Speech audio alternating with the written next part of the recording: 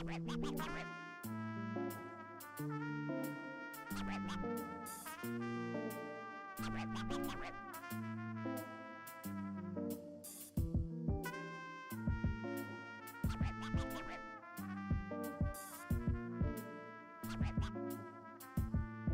dónde está papi?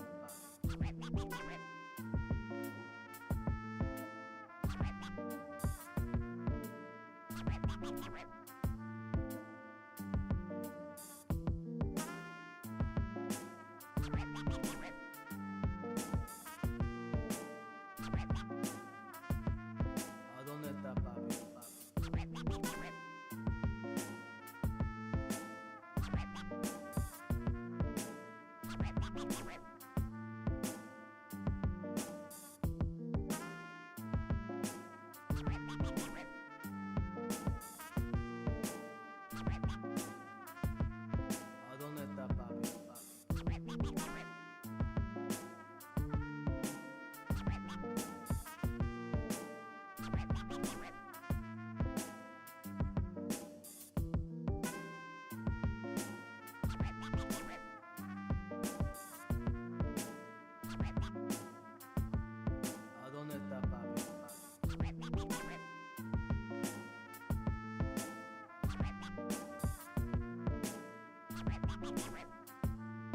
¿A dónde está papi? ¿A dónde está papi?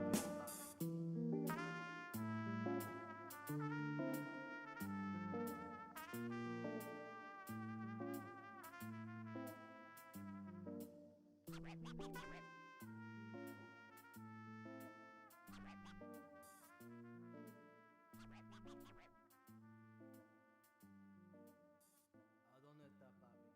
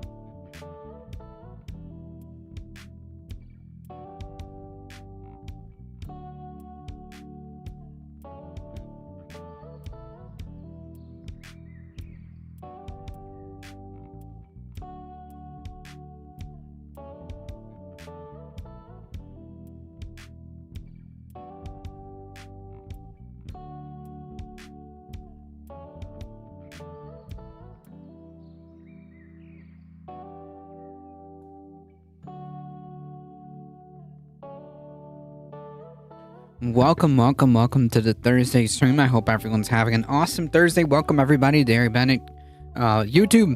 Welcome, Mighty Mouse. How's it going, everybody? The GOP debate fail. Yeah, it was. I'm gonna be honest. I took a rain check on that one. I'm gonna be honest. I don't. I feel like there's not much that we gained there. None of those people are going to be even close to being the nominee. And yeah, I pretty much expected it to be pure cringe anyways. So I guess I saved myself the trouble there.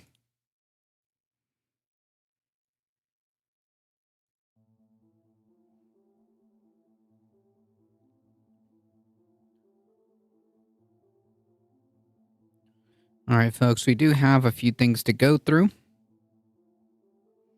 So let me go ahead and start getting this ready.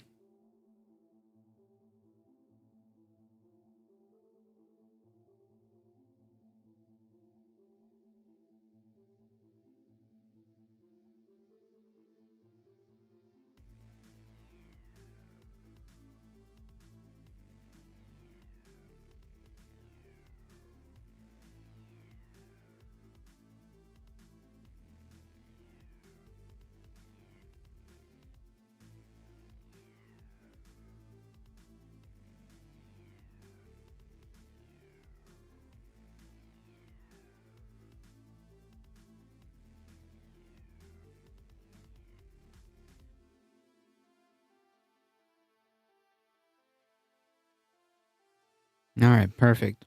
We got everything going. Let's get this started here. Apparently, um,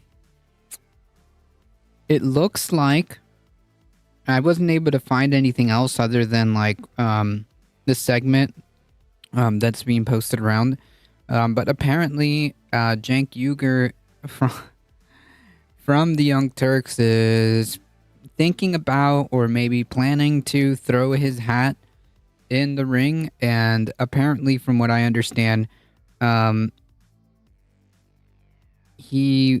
if he ends up making that decision, he is going to run against Biden in the Democratic primary. Echo Wrestle Dragon, how's it going? Who? Yeah, Cenk Uygur. That's who. Yeah, yep.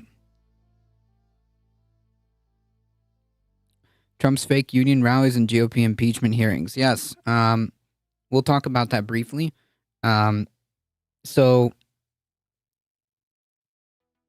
apparently Trump pretended he was going to go visit the union workers, but it seemed more like a PR stunt than anything. Yeah.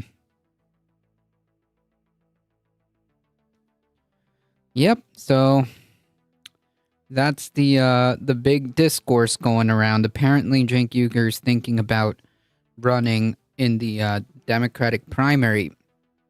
Yeah, he's thinking about running in the Democratic primary, which yeah, no, he's. I don't know what's gonna end up being like worse. The performance that he did when he tried to run for Congress, or this. So far, I don't think that he's officially made any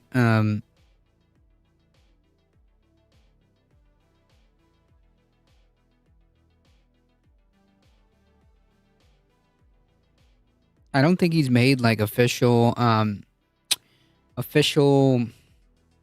announcement, like official campaign announcement. From what I understand, it's like he's gathering, he's putting together staff for the potential to run.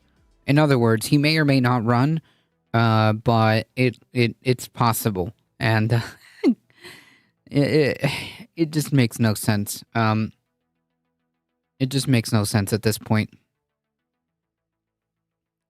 Also, like, I mean, of all like places, also he's gonna decide to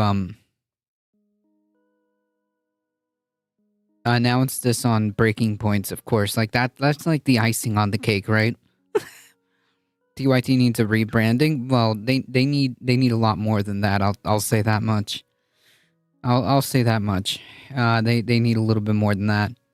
I had a feeling that I just insulted a trans person. Founder of TYT is a terrible name. Well, yeah, I mean that's the least of their worries. Like never like just tabling that for a second. Yeah.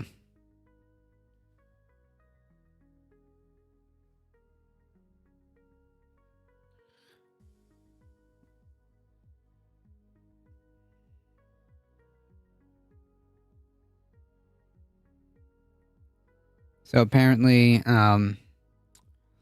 yeah, he's potentially maybe kind of thinking about running. So I can't really see any like official announcements, other than the Breaking Points segment.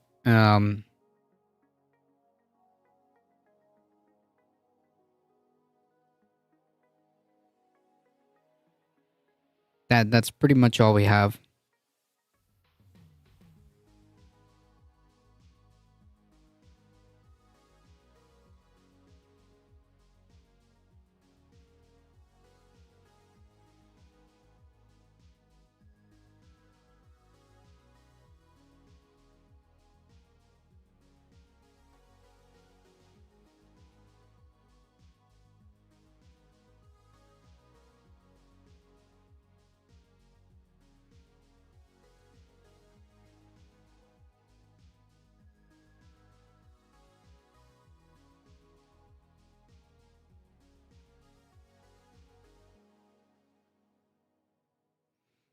Yeah, I don't see anything on Jenks' profile, so I don't know. I don't know what he's thinking. I don't know what he's thinking.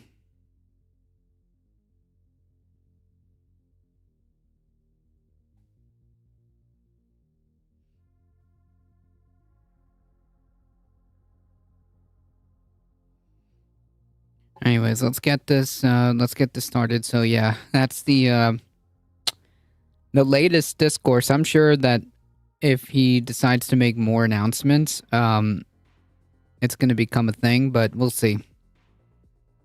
Hopefully he won't. Hopefully he won't run.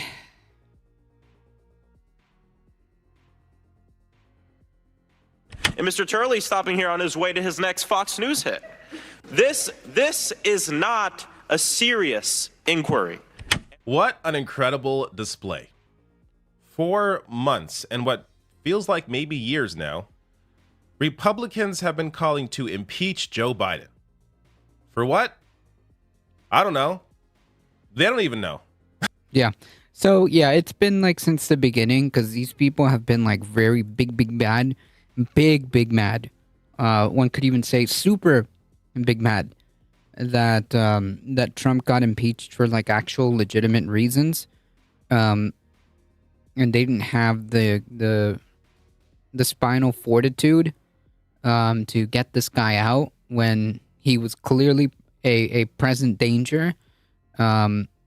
And both times that he got impeached were completely fine and valid reasons as to why you would impeach a president.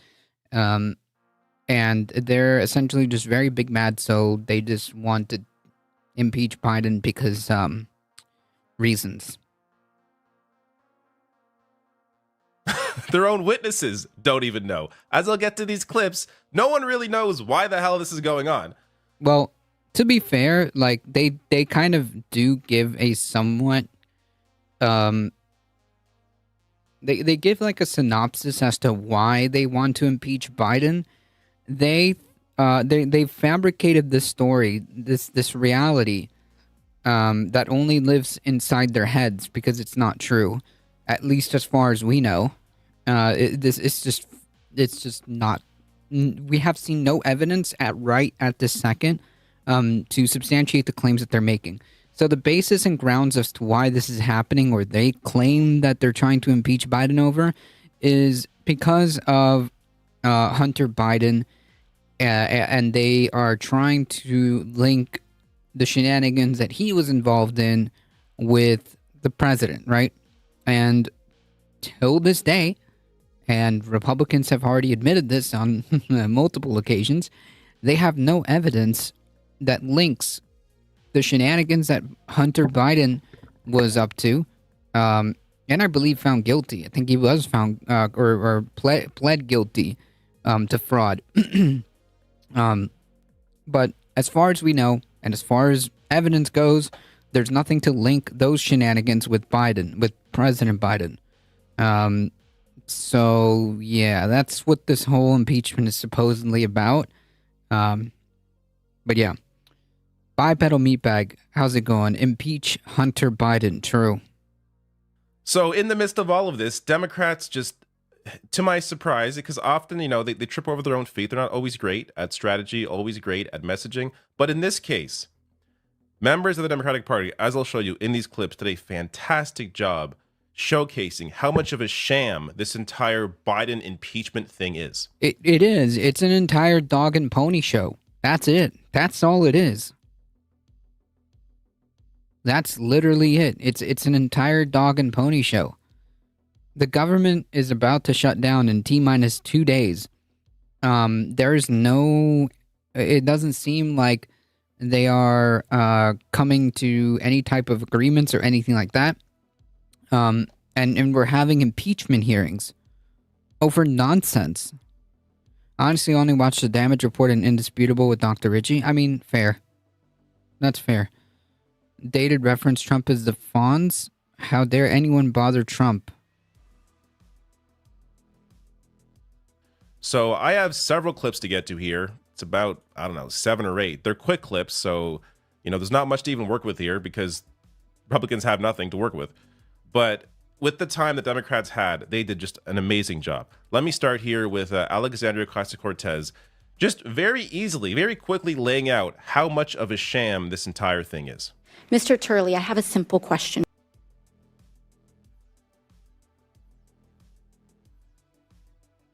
for you.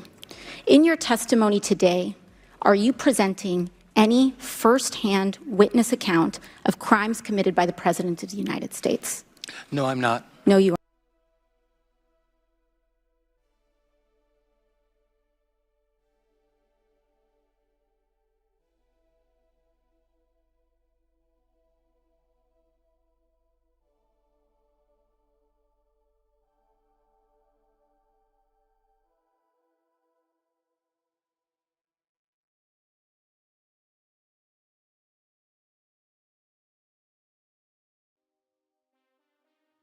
Muted? Aw, come on. Damn, I actually had something good to say. Anyways, so as I was trying to say, before I had a pro streamer moment, I mean, like, that should have been, like, the beginning and end of that conversation, right? Like, that should have been the beginning and end of that conversation. Are you here to give us evidence any evidence that we can work with regards to any type of crimes that the president has committed? No? All right, cool. Well, I mean, good job, everybody. I think we can all go home. Okay? Cool. Good job, everybody. We solved the mystery. I missed the pro streamer moment. Yeah, well, the pro streamer moment was that I actually had like a mini like good rant, and it just muted. It was muted because I was trying to open my soda, and while opening my soda, I clicked the mute button, and yeah, more like a senior moment. True, a senior streamer moment.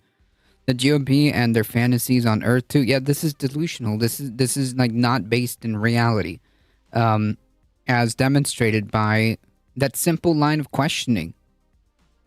That's it. That simple line of questioning. Gotta wait for the VOD? No, you don't. Go on YouTube and rewind. You're not too far behind. Just click the pause or mute the Twitch stream, and then rewind the YouTube stream. There you go. You are not. Ms. O'Connor, you are the second Republican witness here today. Have you, in your testimony, presented any firsthand witness account of crimes committed by the President of the United States? I have not. No? Thank All you. right, cool. Next question. All right, everybody, listen, we can all go home now. This is the end of the impeachment hearing. Like, I literally don't need to hear anything else. Are you here to actually give us some freaking receipts? That, by the way, Republicans have been talking about, oh, we have the receipts, and then months later and months go by. Oh, we have the receipts, months go by. Oh, it turns out we need to launch an impeachment inquiry, which will allow us the powers that we need to get the receipts. No receipts have been produced at this time. It's in the same alternative reality where Trump won the election. Exactly. Now, Mr. Dubinsky, as the third and final Republican witness in this hearing, have you, in your testimony, presented any firsthand witness account of crimes committed by the President of the United States? I have not. So these are the 3 big Republican witnesses, the best people they could find to bring evidence against Joe Biden and all of his criminality for this impeachment. None of them have any firsthand account of anything. In fact, let me go I'm going to skip ahead here to a clip from one of those witnesses, Jonathan Turley, who's often a Fox News contributor. And this guy, again, deep Republican on Fox News all the time. Listen to what he says. Fat City 209, thank you for the follow. Welcome. They've been investigating Hunter since 2016. You'd think they would have found something. No, the evidence is coming, all right? Listen, the evidence is coming, okay? You just have to wait until the the impeachment hearings get in more witnesses. Okay, the evidence is coming. This is the same line that my pillow guy has been telling us. Don't worry, the evidence is coming. Okay, we're gonna have another symposium about this. We'll have a Hunter Biden laptop symposium. Okay, that's where the evidence is gonna be unveiled.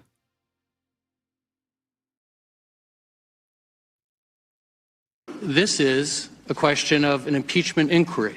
It is not a vote on articles of impeachment. In fact, I do not believe that the current evidence would support articles of impeachment. That is something that an inquiry has to establish. So, one of the big three witnesses here saying that the evidence does not support impeachment. Right. He basically like it's the dude is saying like, oh, well, right now, like we have no evidence to actually, or we have zero evidence to actually establish a reason why to impeach. That's why we're doing this. But previously he said to AOC that he's witnessed or has no evidence, no direct evidence. Again, this is a Republican witness. This guy has defended Trump against everything. He's on here. He can't even find the pretend evidence to make up some charges against Joe Biden, because even that would be too far for him. Ramen that's healthy, wholesome, and jam-packed.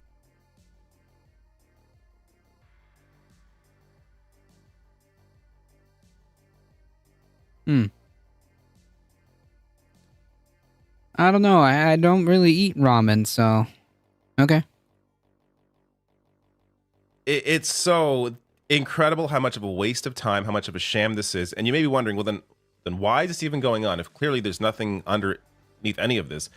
Let me get to Maxwell Frost, because he breaks it down very clearly. He starts, before I get to his clip, let me set it up here. He starts by sharing this little board here. So he discusses how, the far right has called for this impeachment for Joe Biden. And then on September 1st, McCarthy was very clear saying, no, we're not going to hold impeachment for Biden. There's no reason to. Now we get to Maxwell Frost and what changed since then. 12 precious days later, something happens. I'm not sure what, but something happens, because then the Speaker of the House, Kevin McCarthy, comes out and says, yes, we will do an impeachment inquiry. So what happened between these 12 days? It's very simple. 3 threats from members of his own caucus at the direction of former President Donald Trump changed his mind. Number one, the threat to force a vote on impeachment, which would lose on the House floor and be another embarrassment in the long list of embarrassments this Congress for the Speaker of the House. Number two, they would threat to shut down the government, something that will happen in just 2 days. And number three, and this is the one that really got to him, they said, you about to lose your job. And they said, we will remove you as Speaker from the House. And that scared him so much that Kevin McCarthy, the Speaker of the House of the United States of Representatives, third in line of the presidency, completely caved due to the threats of people within his own caucus. Kevin McCarthy caved because he's afraid of losing his own job. Yeah, he's being pushed by the farther right, I mean, it makes sense. I had ramen spiced up for lunch today. I don't know, man. I don't know if I could. Well, I guess I should try ramen before I say anything, right? I should try it. It just doesn't seem appealing, but I mean, it's just noodles, right? In video, MAGA and Trump wants Biden's head, that's why. Well, yeah, they want a tit for tat, right? They want a tit for tat. They got really big mad that Trump got impeached twice, and now they want anything, they want anything that they can possibly string up to try to impeach Biden. Not real ramen. That's not real ramen? Did I just stroke out? What? What happened?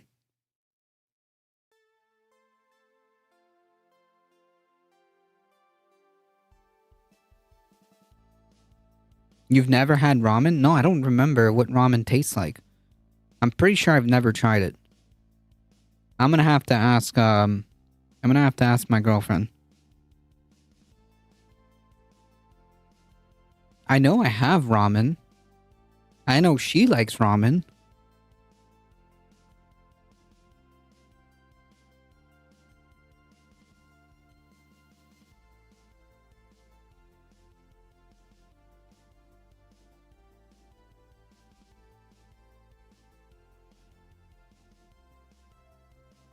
That's it. He doesn't care about evidence. He doesn't care about the reality. He just cares about his own seat. He cares about his own position as speaker. That's it.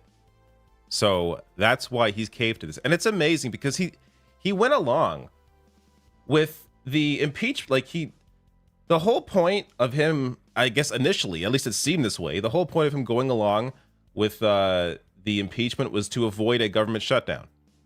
But Republicans are still planning to shut the government down. So him caving on the impeachment. It's the best 10 cents you'll eat all day. We're 25 cents now. There's many types of ramen as there is regions in Japan.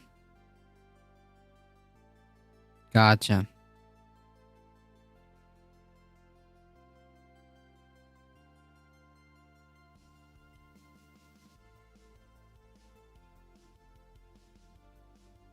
I mean, I've seen like the Maruchan,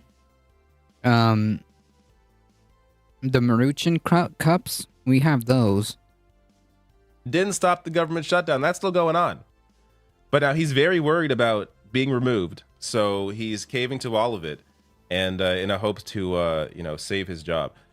Maxwell Frost did such a good job that I'm going to show you one more clip from him. This is a moment that, I don't know, this stands out really because of the reaction from the witness, but it's fun to watch. Mr. Chairman, you say this hearing is to establish the basis for this fake sham impeachment hearing, but these witnesses are not giving us any basis or giving us any evidence or giving us any solutions.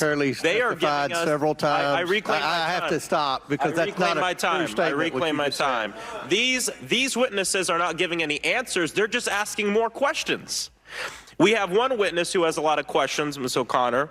Dubinsky, one witness who knows something about accounting but has no real involvement in what's going on. And Mr. Turley stopping here on his way to his next Fox News hit. This is not a serious inquiry. Jesus.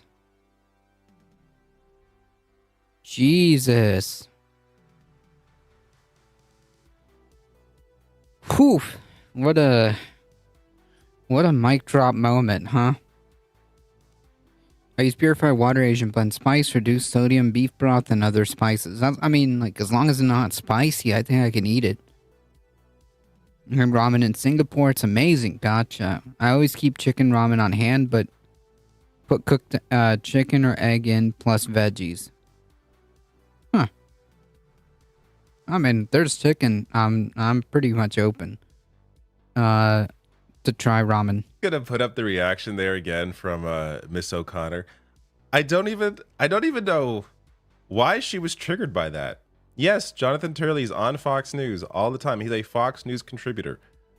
Why is this stunning information to you that Maxwell Frost brought this up?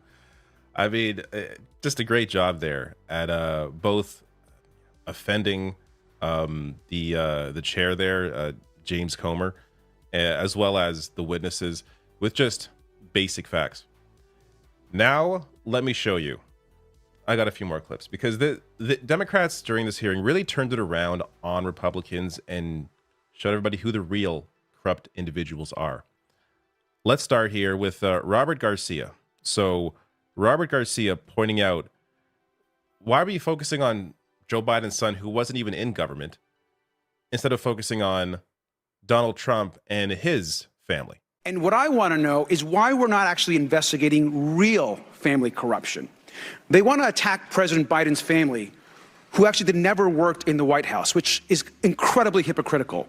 Yet we have not yet talked about these guys that actually worked in the White House. And in fact, I want to talk about Jared Kushner, who's right over here. We know that Jared Kushner, who's Donald Trump's son-in-law, was given enormous power in the White House.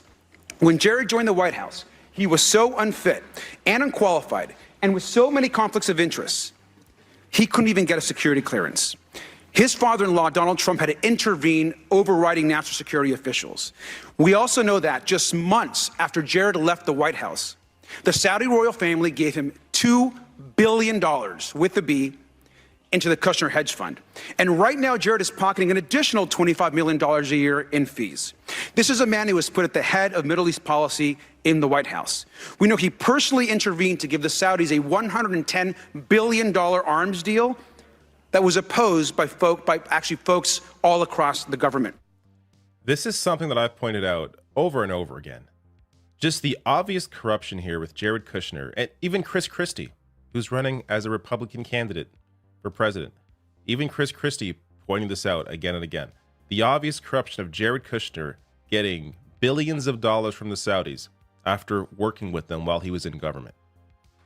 Can you imagine that's what Hunter Biden did? If Hunter Biden worked with Joe Biden or worked with Obama, worked directly with the Saudis as he was in government and then left government and got $2 billion. Can you imagine if that had happened? That would be a real story. I would be supporting whatever criminality, whatever repercussions. Yeah, see, the thing is, these people don't care. Okay? Like, I'm pretty sure that Kevin McCarthy is well aware of what Jared Kushner and Ivanka Trump have been up to. I'm pretty sure they're well aware. All of these people.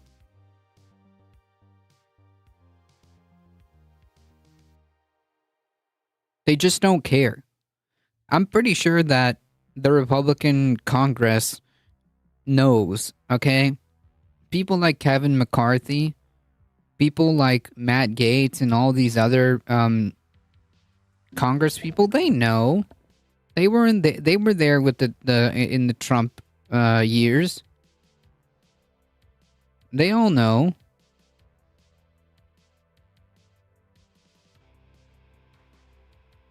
They absolutely know.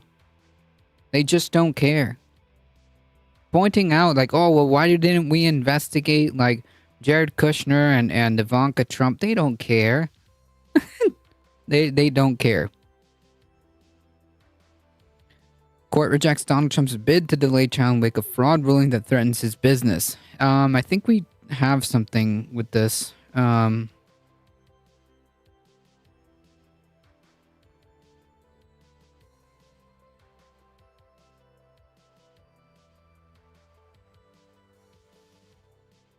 No, I don't think we do.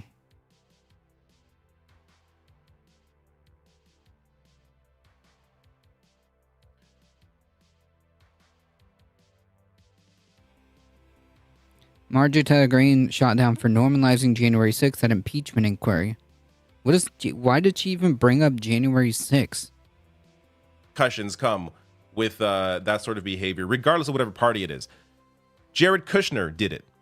And Republicans are focused on Hunter Biden and a laptop, a guy that was not in government. Joe Biden having nothing to do with any of this. It's all backwards. And that becomes even more clear in the next clip. This is Jerry Connolly, who plays a bit of a game here with the witness, asking just a great question. But look at the way he frames this. Hold on to those two words, distract and deflect, because I think this hearing's all about look over here, not over there.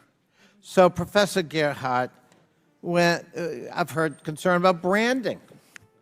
So, shouldn't we be concerned about all those Biden towers all over the world where foreign partnerships were formed and influence was used here in the United States? I've seen these towers in Indonesia, in the Philippines, in Turkey. I even saw one in Chicago. Shouldn't that be a source of concern of this committee in terms of influence, both foreign and domestic, when President Biden became president? If there were such things as Biden buildings. Well, was there anyone who did have them? I think we all know who had. Well, could you tell us? Because, Yeah. you know, Well, just give I me think- the name, Professor I think- Gerhardt. Oh man, I love this. This is hilarious. We're All right. talking about Mr. Trump. Thank you. Connolly having some fun here, helping to really contextualize how much of a sham this entire thing is when you have someone like Donald Trump who clearly was involved in a lot of corruption, and Joe Biden, they can't even their own witnesses can't find anything. It's and then Connolly goes on to also do the same sort of verbal maneuver when it comes to Jared Kushner versus Hunter Biden, pretending, hey, how about Joe Biden's son who got $2 billion from the Saudis after working with them in government? Like, it's just, man, anyone objective looking at this, it's very clear, right? It has to be very clear where the actual corruption took place and how that's not being addressed. Let me get to this is Greg Casar. So this is, I think, my last clip. I have a fun one near the end that I'll also show you. But the last big clip here, this is really, I think this is a great clip to end on, because he puts a question here to the committee, and look how they respond. Will members of the Oversight Committee please raise your hand if you believe both Hunter and Trump should be held accountable for any of the indictments against them, if convicted by a jury of their peers? We can take a minute. No, it's serious. This is a serious matter. If y'all need to think about it, we can take a moment and think about it. It is serious. This is very serious. Think about it. Should both Hunter and will the Trump gentleman yield to a be held question? accountable? I want to see whether you'd raise your hand. Should Hunter and Trump both be held accountable if they're found guilty on any of their indictments? Raise your hand if you think that equal justice under the law applies and Trump should be held accountable. I think it is worse than embarrassing that Republicans won't raise their hands. They refuse to say that equal justice under the law should apply to everyone. Because they don't actually believe in that. That's it. That's ended. That's pretty much the end of the story there. They actually don't believe in that.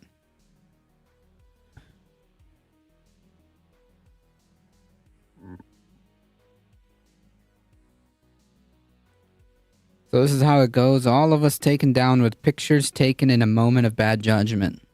Yeah, like, honestly, like, the fact that they're trying to, like, make something out of, like, Hunter Biden because of the pictures and whatnot that they found on the supposed, laptop or hard drive, it doesn't really matter, is nonsense.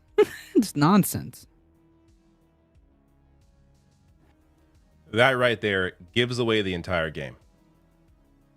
Introducing the Anchor Nano series. Whoa.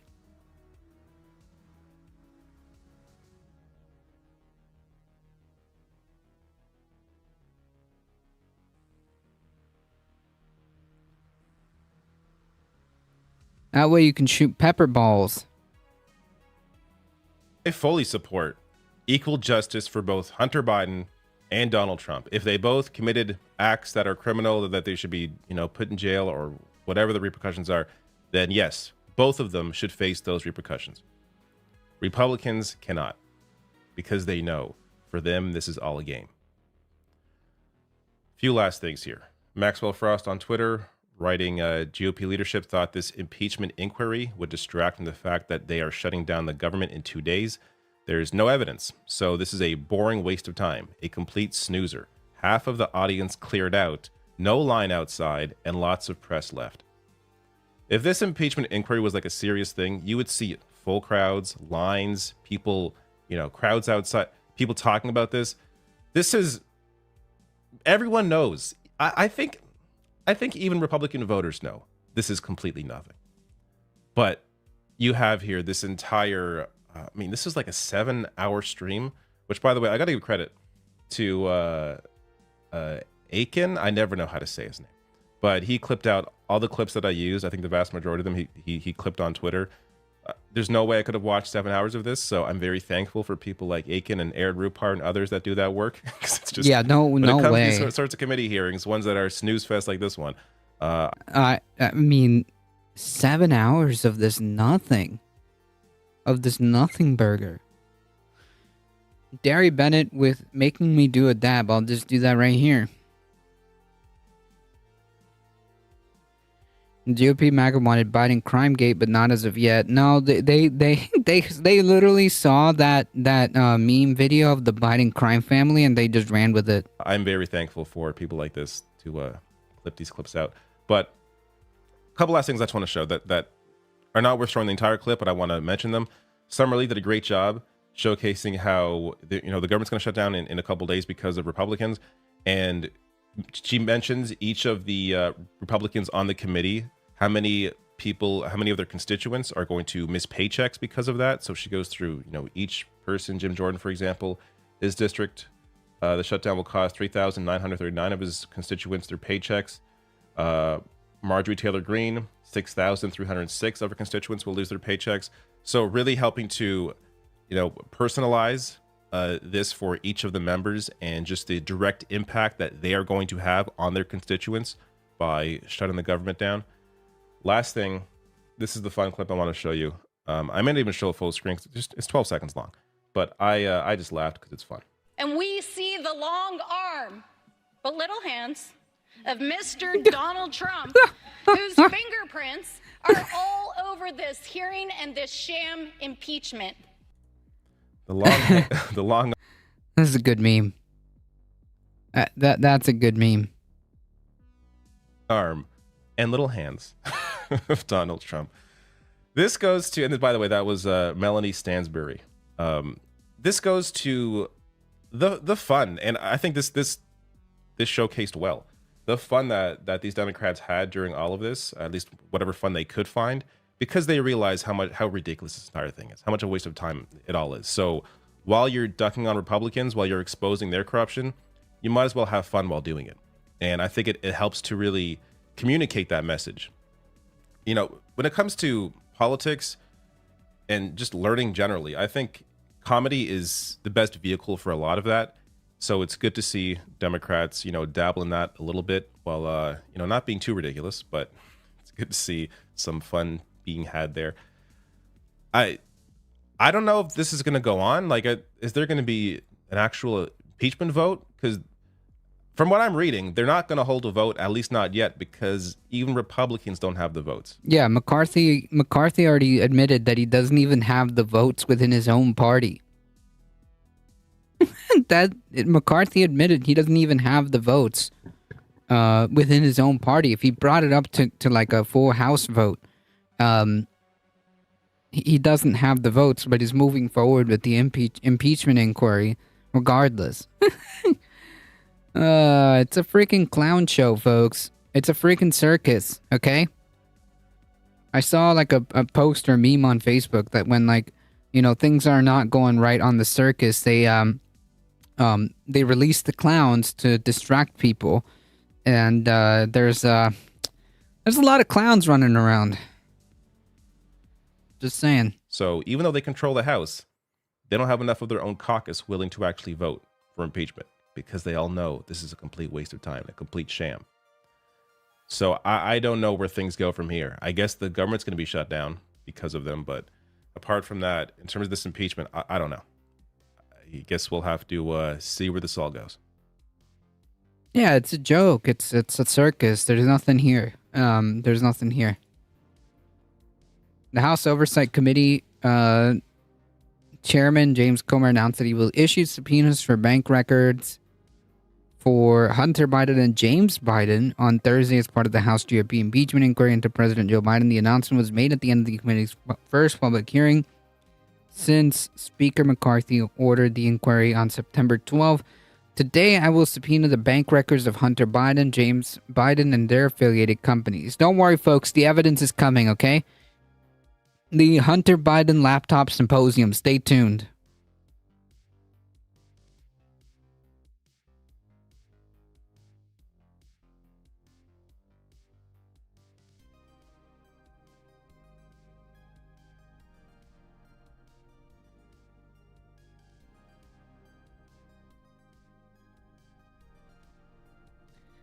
Yeah, just just read the 700-page report, okay? that, by the way, is supposed to be evidence, but we need more evidence? Okay. Yeah. The 700-page report. That's right.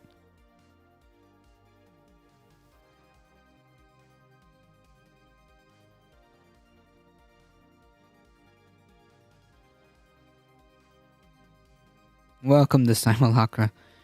House GOP's impeachment witnesses says there's no evidence yet that Biden's committed a crime.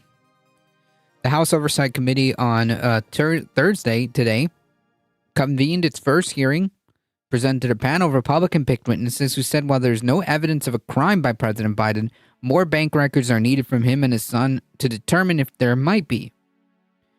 So, you made this act, you're working backwards, right? Like, think about this, folks. This is completely nonsensical. You're working backwards. This impeachment inquiry isn't about proving a charge. It's about finding evidence to then say there's a charge. It's backwards. You're working backwards from your claim. If that makes sense. Comer seemed to acknowledge at the end of the 6-hour-plus hearing that Republicans have not yet done so, but that's because investigators have been shut down when attempted to explore avenues that to the president.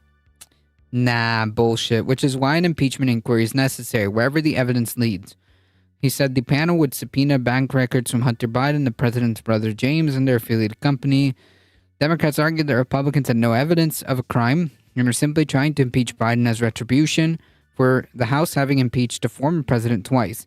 Democrats also ridiculed Republicans for holding the hearing as the government careens towards a shutdown while the GOP argues over funding legislation. Yeah, I mean, like, this is really, this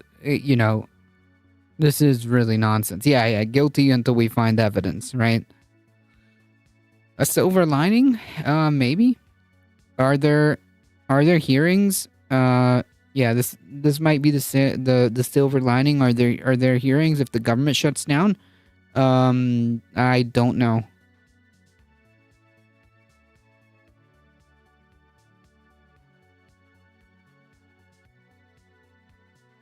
House Judiciary Committee Chair Jim Jordan called it a tale as old as time. Politicians take action that makes money for his and his family, and then tries to conceal it.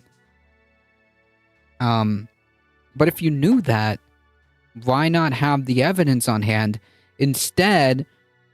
Because this dude literally just said, your colleague just said that they didn't have evidence. They had to subpoena bank records.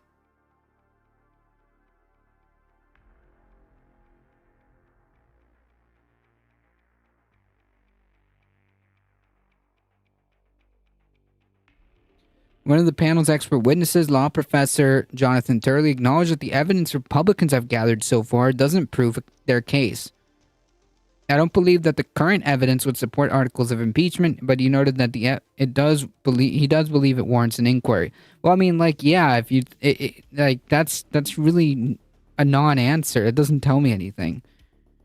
Asked later by Representative Ro Khanna where the Republicans' evidence is lacking, Turley said that on the issue of influence peddling and whether the president was aware of it and encouraged it, i.e. the whole basis of their inquiry. The whole basis of the inquiry is that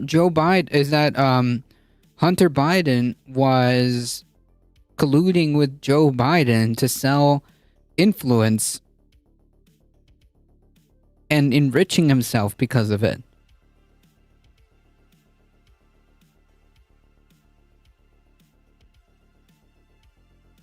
Some Republicans were also unhappy about how the hearing went. A senior GOP aide told NBC News that Comer's strategy of feeding Fox News impeachment stories is not working, and we're losing the media narrative game to the White House right now. Like, that right there tells me it's a freaking, like, game. It's a farce.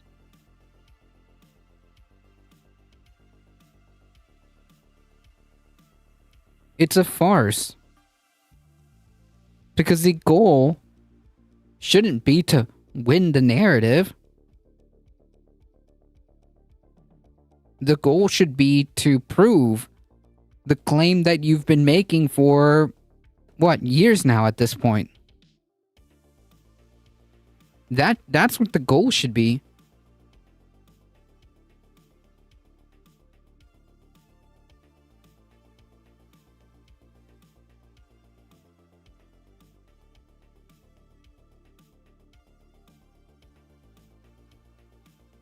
Calling witnesses that say the opposite of your narrative on impeachment is equally as a bad strategy, said the aide said. Another Republican aide who works for a lawmaker supports the impeachment inquiry described what he saw of the hearing as boring with no bombshells. Womp, womp, womp. Ralston said his Republican colleagues are presenting 12,000 pages of bank records that didn't include a single dime going to the president.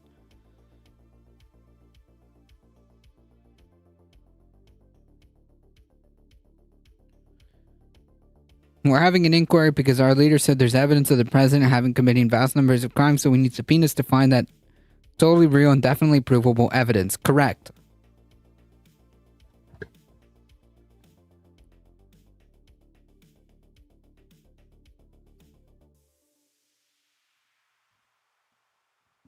It's a farce, folks.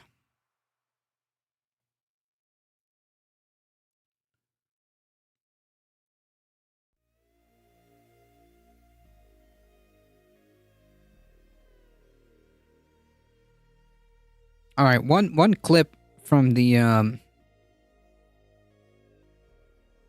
Republican, whatever that was, debate, I guess, if you want to call it that.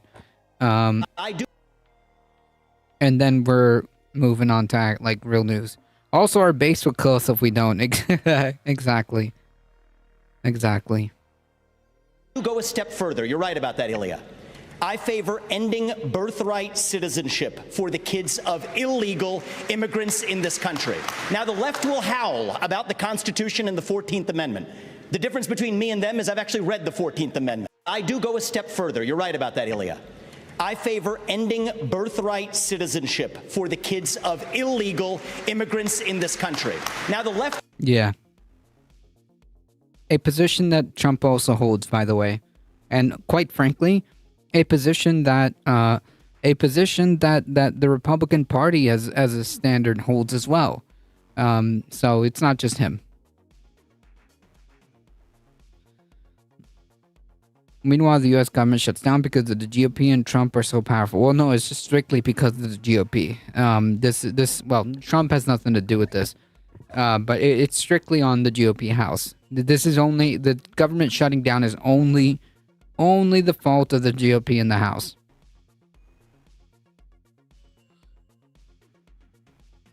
Vivek needs to be quiet. Yeah, well, he needs to not be running, but here we are.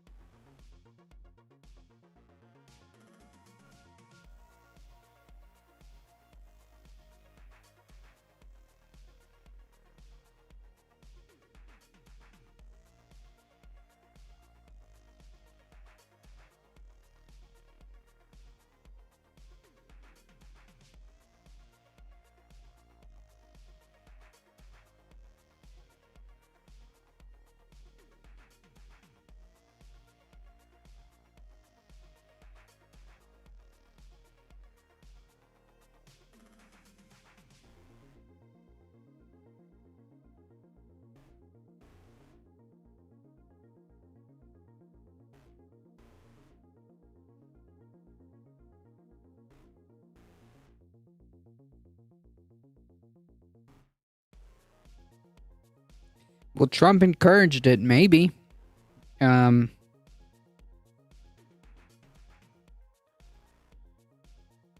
Maybe at the end of the day, it's in the hands of the GOP House. It's their fault. So there was a climate protest at McCarthy's office by teenagers from the Sunrise Movement, and apparently some of these teenagers were arrested. Imagine arresting teenagers and young adults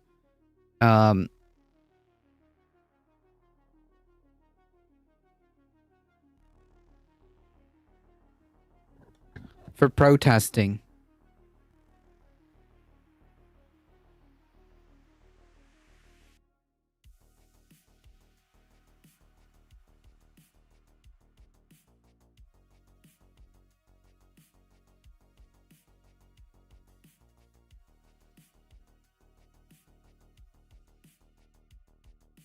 Like, I wonder if McCarthy, is, like, proud of himself, for this, but my instincts say that, McCarthy probably doesn't care.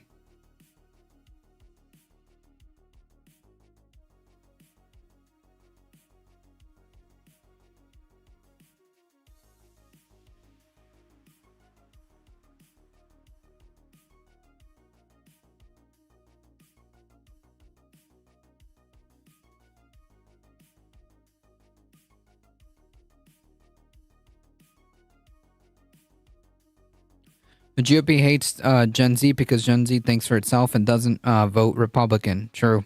Getting arrested is frequently an intention of the protest to get more visibility.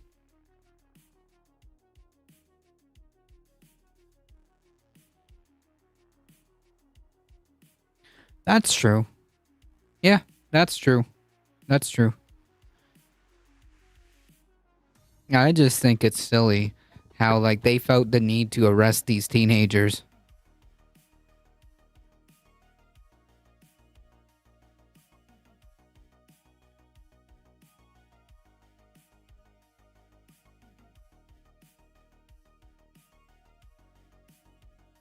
And to piggyback off that, Conscious Canuck, I mean, like, they're saying things like, "Oh, we should raise the voting age.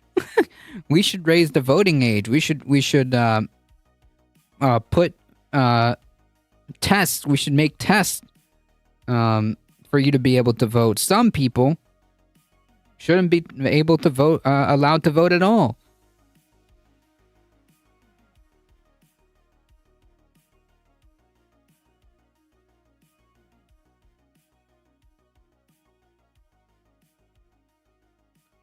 There's something dangerous happening in America now, Biden said during his speech in Arizona, where he was also honoring his friend, the late Republican John McCain.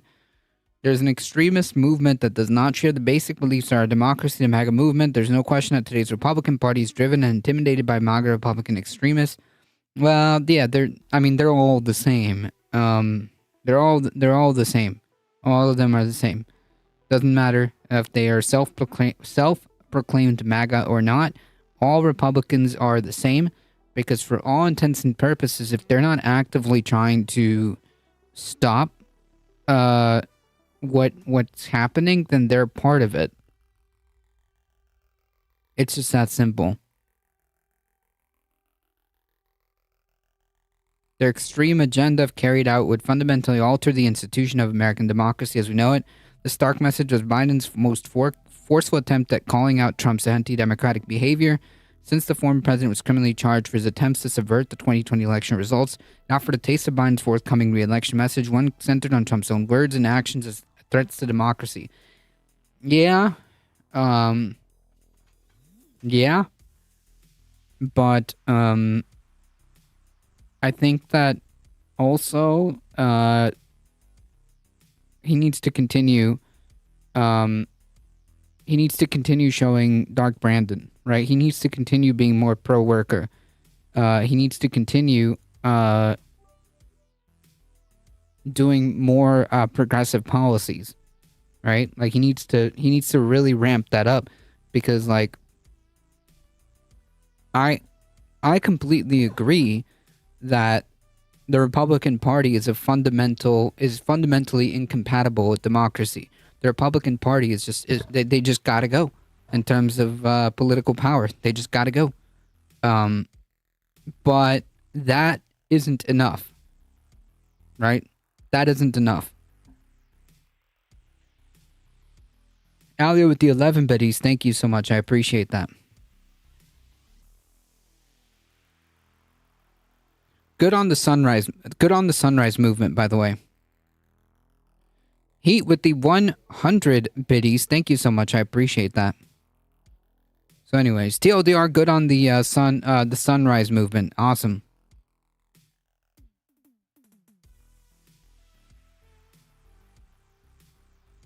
All right, folks, we have to talk about the real scandals, the real issues that are shaking the walls of Congress. Okay,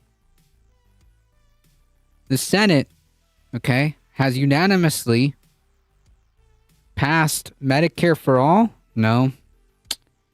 Has passed college. No. Has passed any type of medical or student debt relief? No. Solving the real problems. Unanimously passing a formal dress code. Phenomenal stuff. Phenomenal work being done here. Truly. Truly.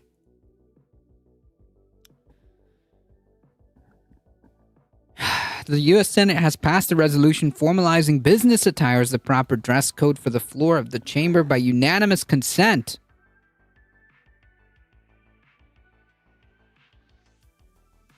Thank goodness the Senate really got on that, because, you know, that's unacceptable. That's a real problem affecting every person in this country, right? I'm so glad that the Senate has the time to pass things like this, because I don't know what this country would be doing if the Senate didn't pass a resolution making a official dress code. The real scandal is John Fetterman has a body double. True. At least one body double, probably two. Double doubles.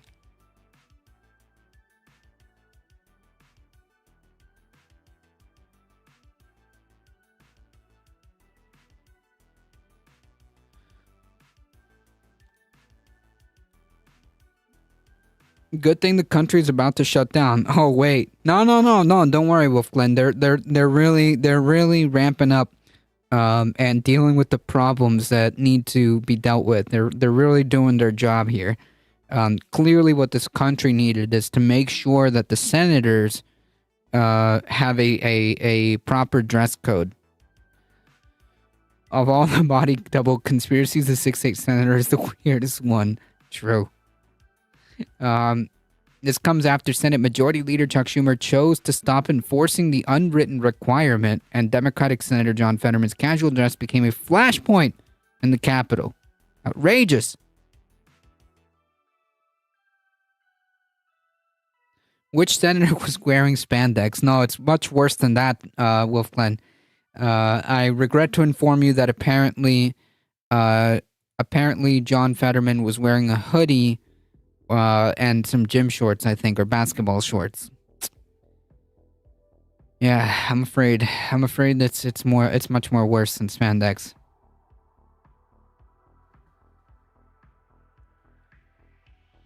The bipartisan bill, which by bipartisan they mean Joe Manchin and Mitt Romney.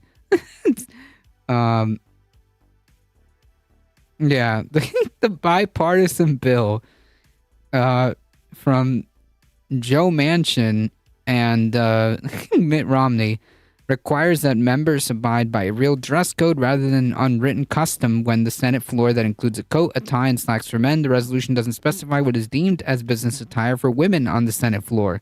Huh. Okay. Although we've never had an official dress code, the events over the past week have made us all feel as though formalizing one is the right path forward, said Schumer. Chucky, come on. I deeply appreciate Senator Fetterman working with me to come to an agreement that we all find acceptable, and of course I appreciate Manchin and Romney's leadership on this issue.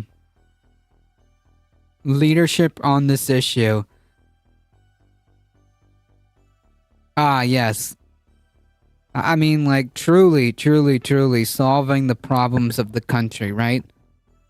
Thank goodness for Senator Manchin and Romney really having some leadership on this issue. Didn't Rand Paul show up in a bathrobe? I think that was an AI image. I don't think that was real. There was a few fake images going around. I think that was one of them. Yep, there's the crime, folks. Look at that. Look at that. Crime and scandal. The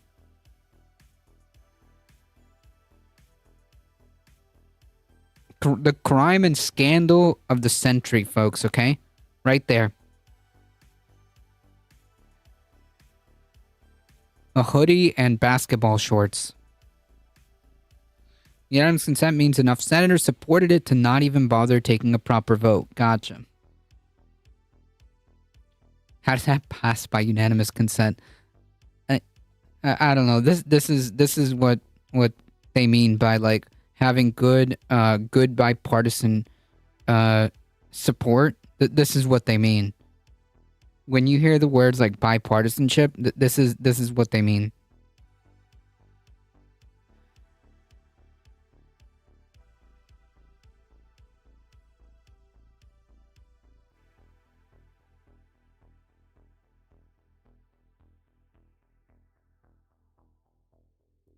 Following the vote, Fetterman's office released a brief statement that included a viral meme photograph of Kevin James. The 2017 then House Speaker, Paul Ryan, relaxed the rules on attire after a dozen congresswomen objected to prohibition on displaying bare arms. In 2019, the attire for women in the Senate was relaxed after the Senate Rules Committee Chair Amy Klobuchar pushed for change that women could wear sleeveless dresses. Ah, yes. Thank goodness. Dress code is more important than actual work. Yeah, apparently, you know, we're really tackling the real issues here. Thank goodness. Our Senate at work, folks. You bipartisan too. When did Men's Warehouse start lobbying the Senate?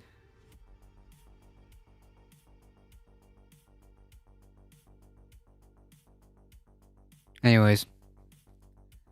Alright. That was a good meme. Enough of that.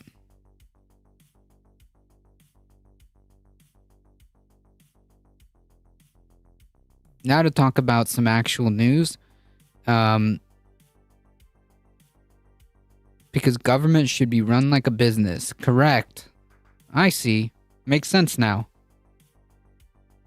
That makes absolute sense. Now you're talking my language, conscious Canuck. An appeals court Thursday rejected Trump's bid to delay a civil trial in lawsuit brought by New York Attorney General, allowing the case to proceed days after the judge ruled that the former president committed years of fraud and stripped him of some of companies as punishment. The decision by the state's intermediate appellate court clears the way for Judge Arthur Engron to preside over a non-jury trial starting on Monday in Manhattan in New York Attorney General Letitia James's lawsuit. Trump is listed among the dozen possible witnesses, setting up a potential courtroom shutdown with the judge. The fraud ruling on Tuesday threatens to upend his real estate empire and force him to give up the prized New York properties such as Trump Tower, a Wall Street office building, golf courses, and suburban real estate. Trump has denied any wrongdoing, arguing that some of his assets are worth far more than what's listed on the annual financial statements that Engron said he used to secure loans and make deals. Trump has argued that the statements have disclaimers that absolve him of liability. His lawyers said that they would appeal. So we'll see what happens with this. Yeah.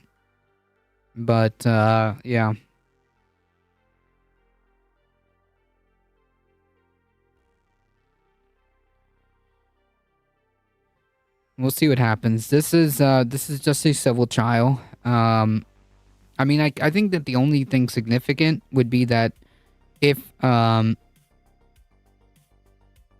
he loses this and he loses his ability to make businesses at the heart of his little empire, that might end up being a good thing down the road. This guy's going the way of Mike Lindell. On the cusp of literally losing everything. Oh well.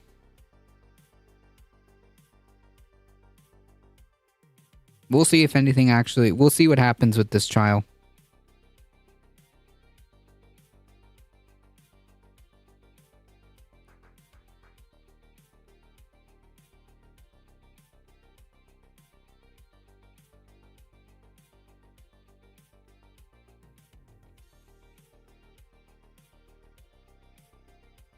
We're going to go over this really quickly. Carrie Lake is going to run against Kirsten Sinema in the Senate race.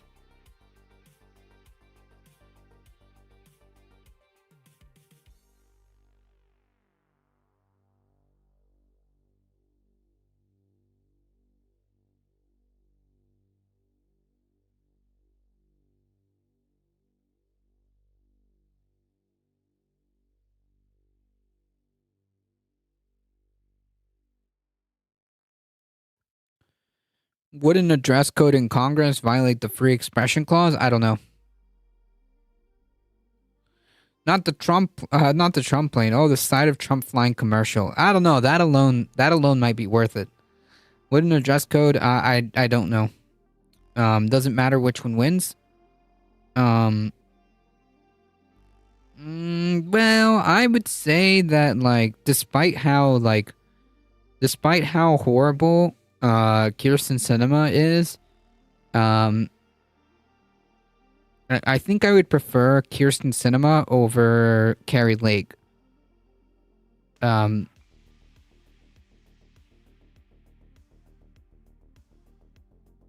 Oh yeah, well yeah, I mean both are corrupt, but that's besides the point. I agree on that. I would just prefer a Kirsten Sinema versus a completely delusional election denying person who doesn't believe in elections. Yeah, I don't know.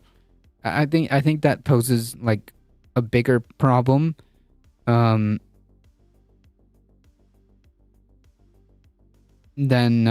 having Carrie Lake, than having Kirsten Sinema, I should say.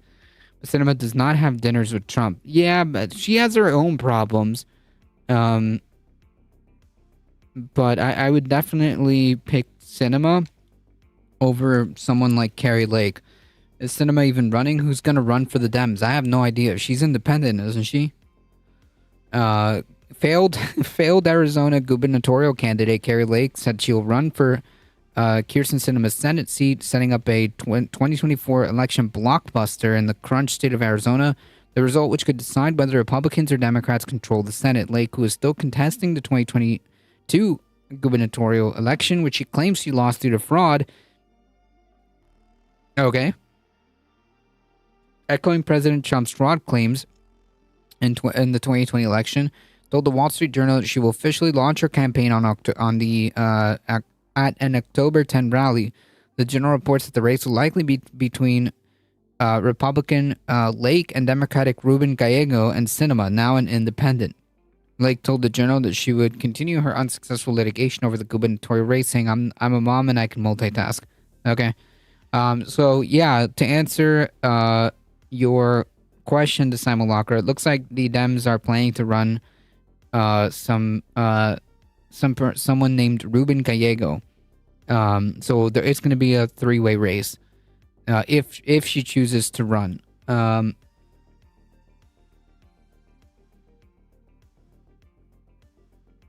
We will see if Kirsten Sinema decides to run or not. But something tells me that she would.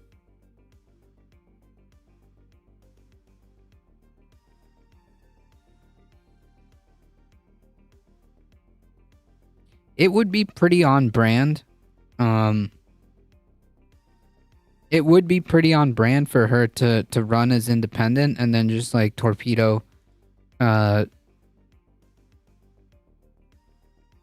Democrats' chance, and making it so that the Republicans control the Senate. I mean, that would be pretty on brand.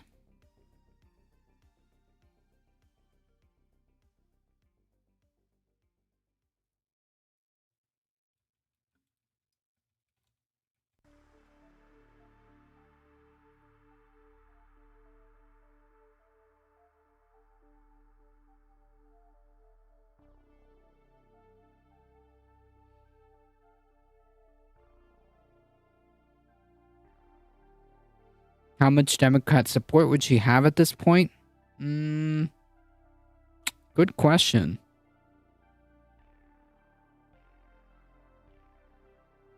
will it be enough? I guess the question would be like, will it be enough if Kyrsten Sinema decides that this is a good idea, and she decides to run? Would it be enough so that there is a possibility for someone like Carrie Lake to win? I don't know.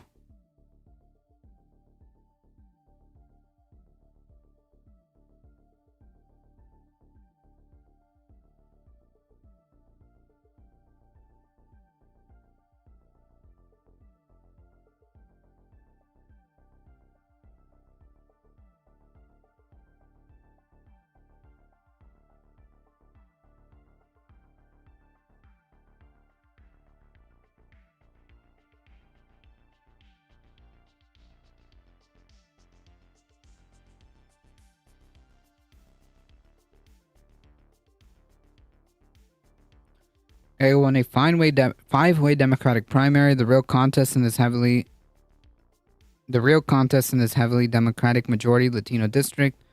Okay, but he's not running in a majority. He's not running like in a district. This is for the state senate. For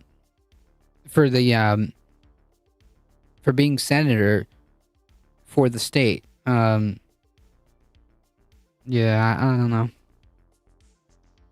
My question would be, if Sinema is in this race, how much of that is going to result, or how much of that is going to be a factor? And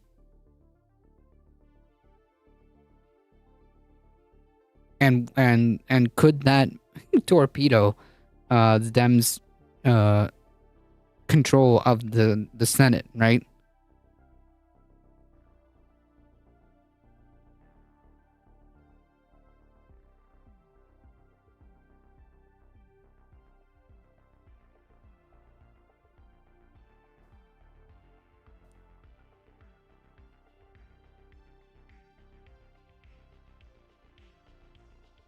Not bad though? Yeah, but that's not really like a metric that I'm looking for, because that doesn't tell me anything in a state race, like a statewide race. Versus like, oh, I'm running in a solid, in like a reliable blue district. That's different story. Yeah, that's what I want to know. Is Kyrsten Sinema being in the race enough to torpedo to torpedo the Dems' control of the Senate? I like I said, it would be on brand for her to do that.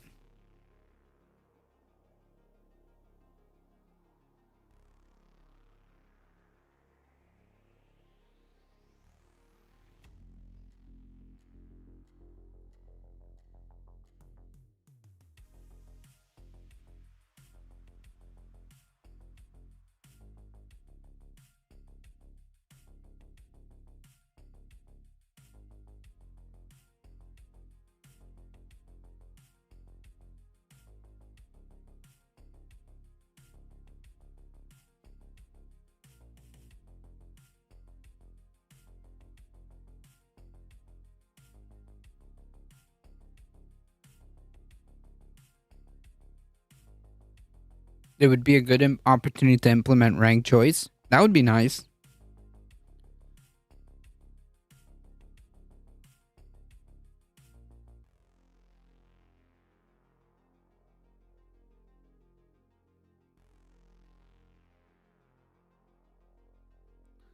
That would be nice. No fuss, no muss.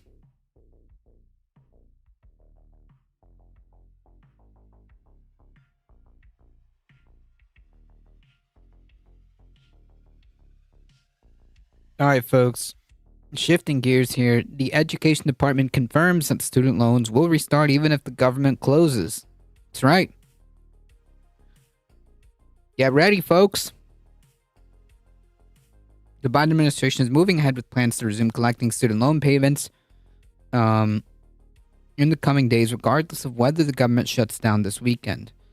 Even if Republicans needlessly shut down the government, loan payments will continue to be due starting October. An Education Department spokesperson said in a statement to Politico on Thursday, responding to calls from progressives to delay the effort.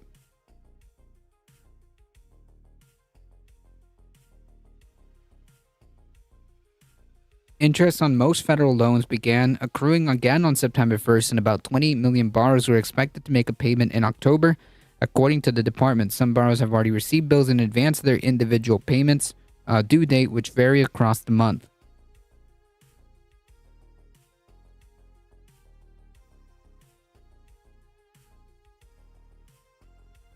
Because the collectors are private. Gotcha.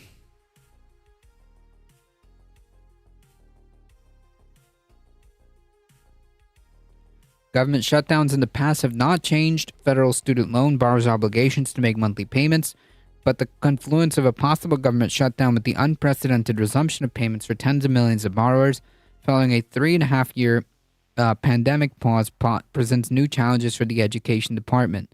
The department has not yet publicized an update contingency plan that details how it would curtail its operations in the event of a government shutdown, but officials have confirmed that the agency has enough funding to continue key student aid activities, including collecting and managing student loans for a couple of weeks. Ah, yes, that's, yeah, okay. A prolonged shutdown lasting more than a few weeks could substantially disrupt the return to repayment effort, said White House Press Secretary Karine Jean-Pierre said on Monday.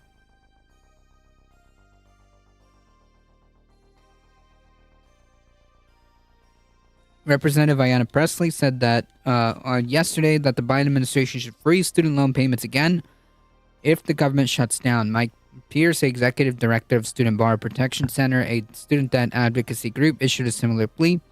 If the House Republicans shut down the federal government, the Biden administration must shut down the student loan system too.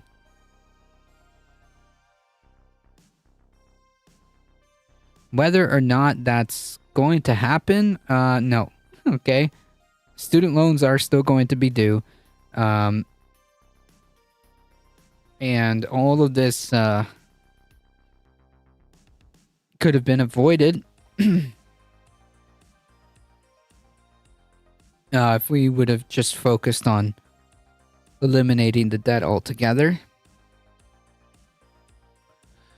I'm just saying, if the Education Department is now going to have to focus all this energy and funds what appears to be when the government shuts down, they're going to have to divert these funds that'll keep them afloat for a couple weeks for the collection and administering of these loan payments. Then maybe this all could have been avoided if, I don't know, maybe there was a effort to get rid of this debt.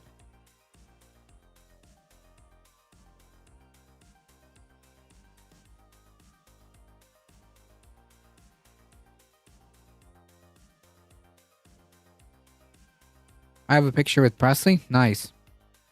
We should just collectively refuse to pay our student loans. I think that if enough people got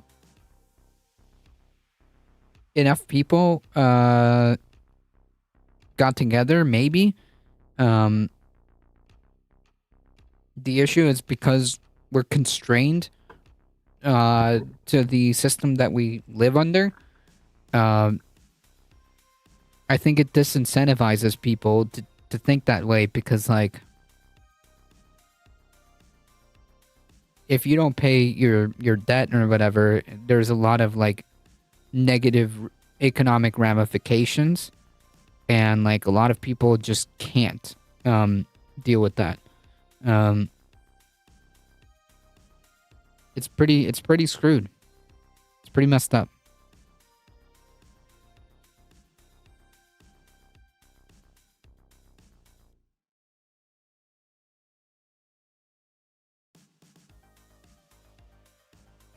Jesus.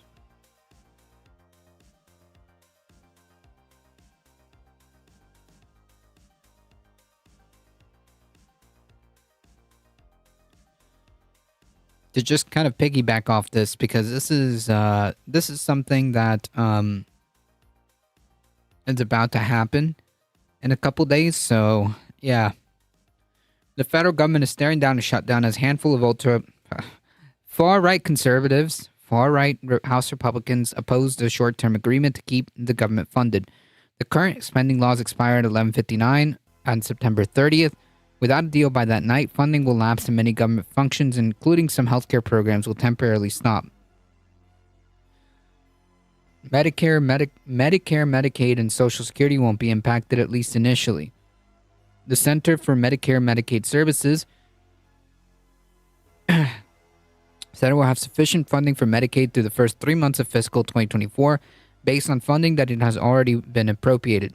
Medicare and Social Security are mandatory entitlement programs funded by taxes and premiums, so they aren't dependent on Congress. That means benefits will continue as normal.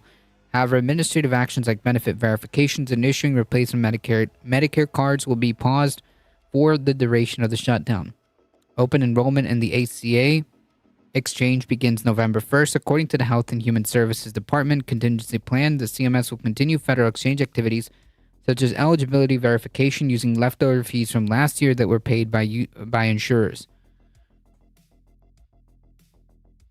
The Department of Health and Human Services will largely be shielded. This would mark the first time since 2013 that the federal health agency would be impacted by a government shutdown. That shutdown just lasted more than 2 weeks. In 2028 shutdown, which came amid a dispute between House Democrats and then President Trump over border security, lasted more than 30 days, but much of the HHS was already funded because of its annual appropriation bill had been signed into law. In a contingency planning document updated last week, HHS said that COVID-19 response will continue, as will clinical research. The FDA will continue drug and medical device reviews, and those are funded by industry-paid user fees. HHS said it will continue to protect human life and property, such as monitoring disease for outbreaks, managing high-risk recalls, and drug shortages. The agency is also responsible for caring for patients in the hospital on-site at the NIH, though it will only be able to admit medically necessary patients. The CDC will continue to work on outbreak response, laboratory functions, and the President's Emergency Plan for AIDS Relief, PEPFAR, and emergency operations. The CDC will also continue the World Trade Center Health Program, as well as Vaccines for Children program, which are supported through mandatory funding.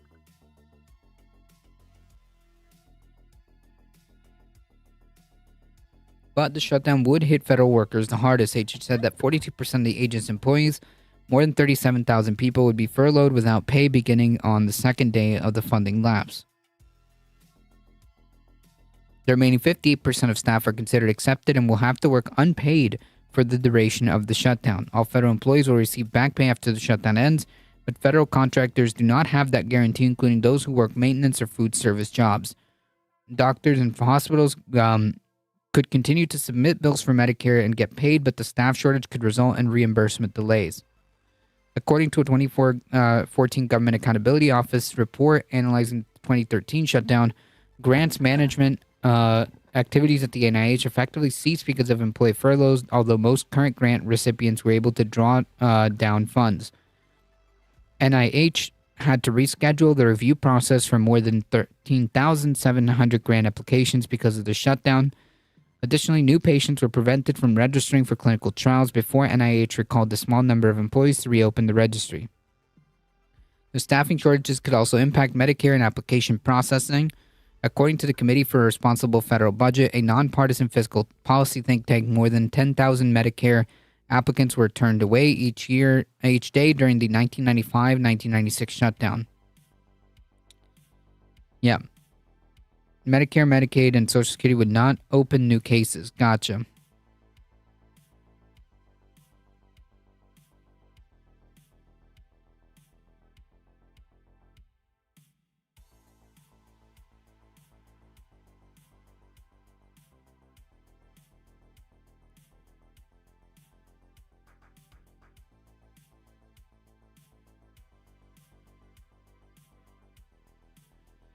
In a government shutdown, here are the nutritional programs that would be affected.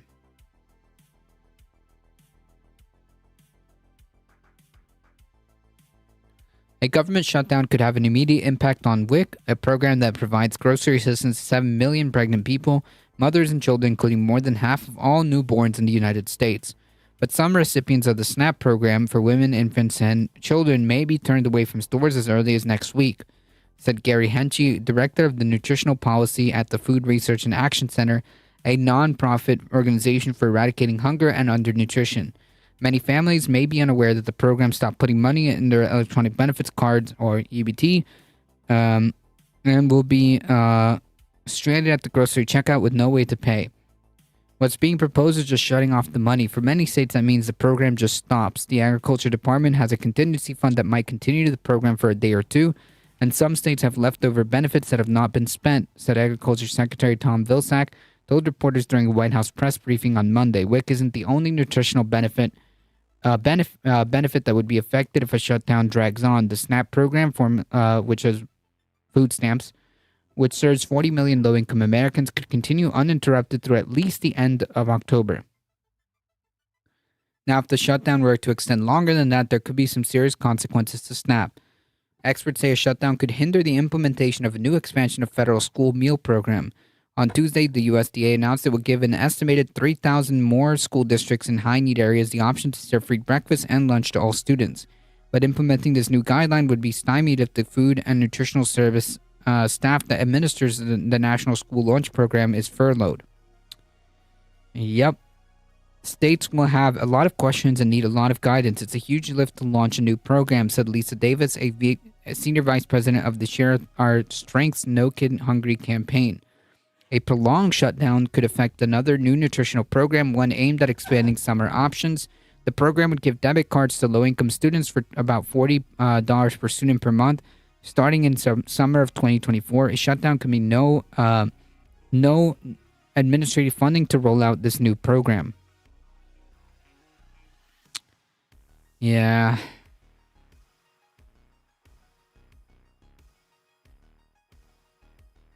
It's pretty messed up, and like the only party to blame here is the Republican Party. They're more interested in presenting a dog and pony show than doing literally anything.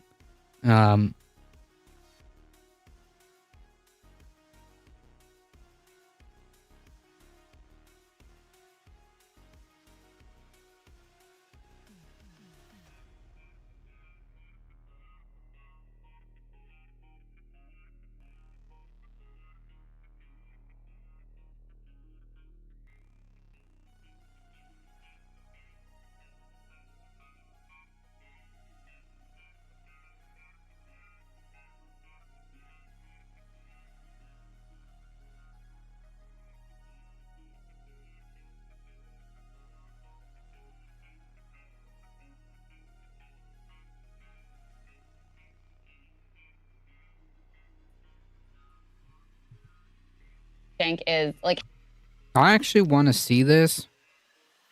Cenk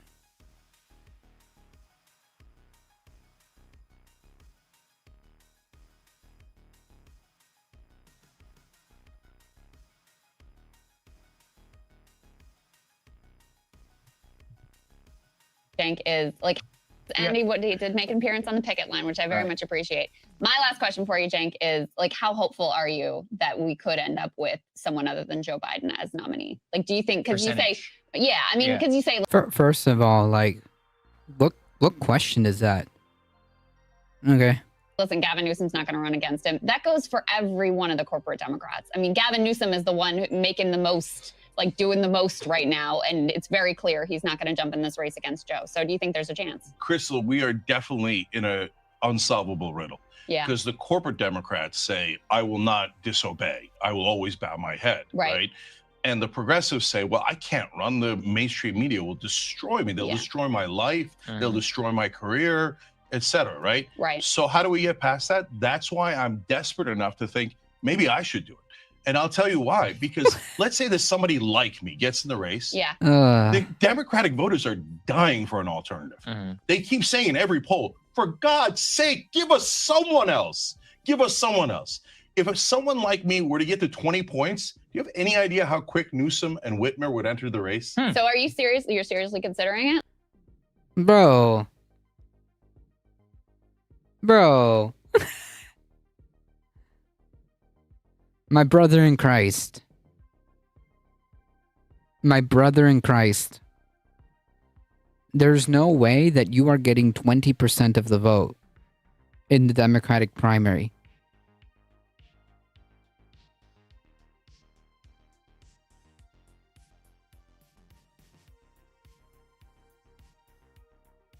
Is Cenk going to fund the DNC and the possible delegates in the primary? No, he's going to haphazardly jump into this at this stage of the game, which, if he was serious about this, he could have just launched this immediately, or at the very least, a lot sooner. He has his own network. He's loaded. Well, yeah, he's definitely not. He's definitely rich. I know that. No, there's no way that Cenk Uygur is going to get 20% of the vote. Sorry. Yeah, I'm considering it. And I'll tell you why. Why hasn't it happened? RFK Jr. is at 20%. Marianne's at like 10%, something like that. No, but RFK Jr., first of all, he's not at 20 anymore. He peaked at 20 for a brief moment until Democrats found out he's not a Democrat. Okay. Then he went. Then he dove down. And Marianne got butchered by mainstream media. They made up things about crystals, etc. Wait. That's not made up, dude. What?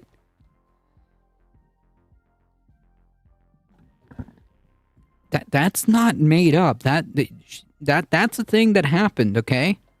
It's a money grab, a book to promote. You think so? Maybe. Is Cenk going to The View and Face the Nation in 60 Minutes? No, he's not going to go on any of that. Well, I don't know. He's got his own network. He technically doesn't need that, right? He's his own network.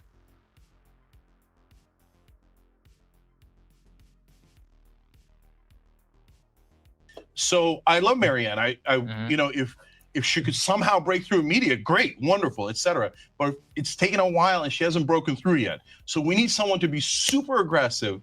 And if they, let me ask you this way: if you get again anyone, it doesn't have to be progressive, gets to 20 or 25, an outsider, right?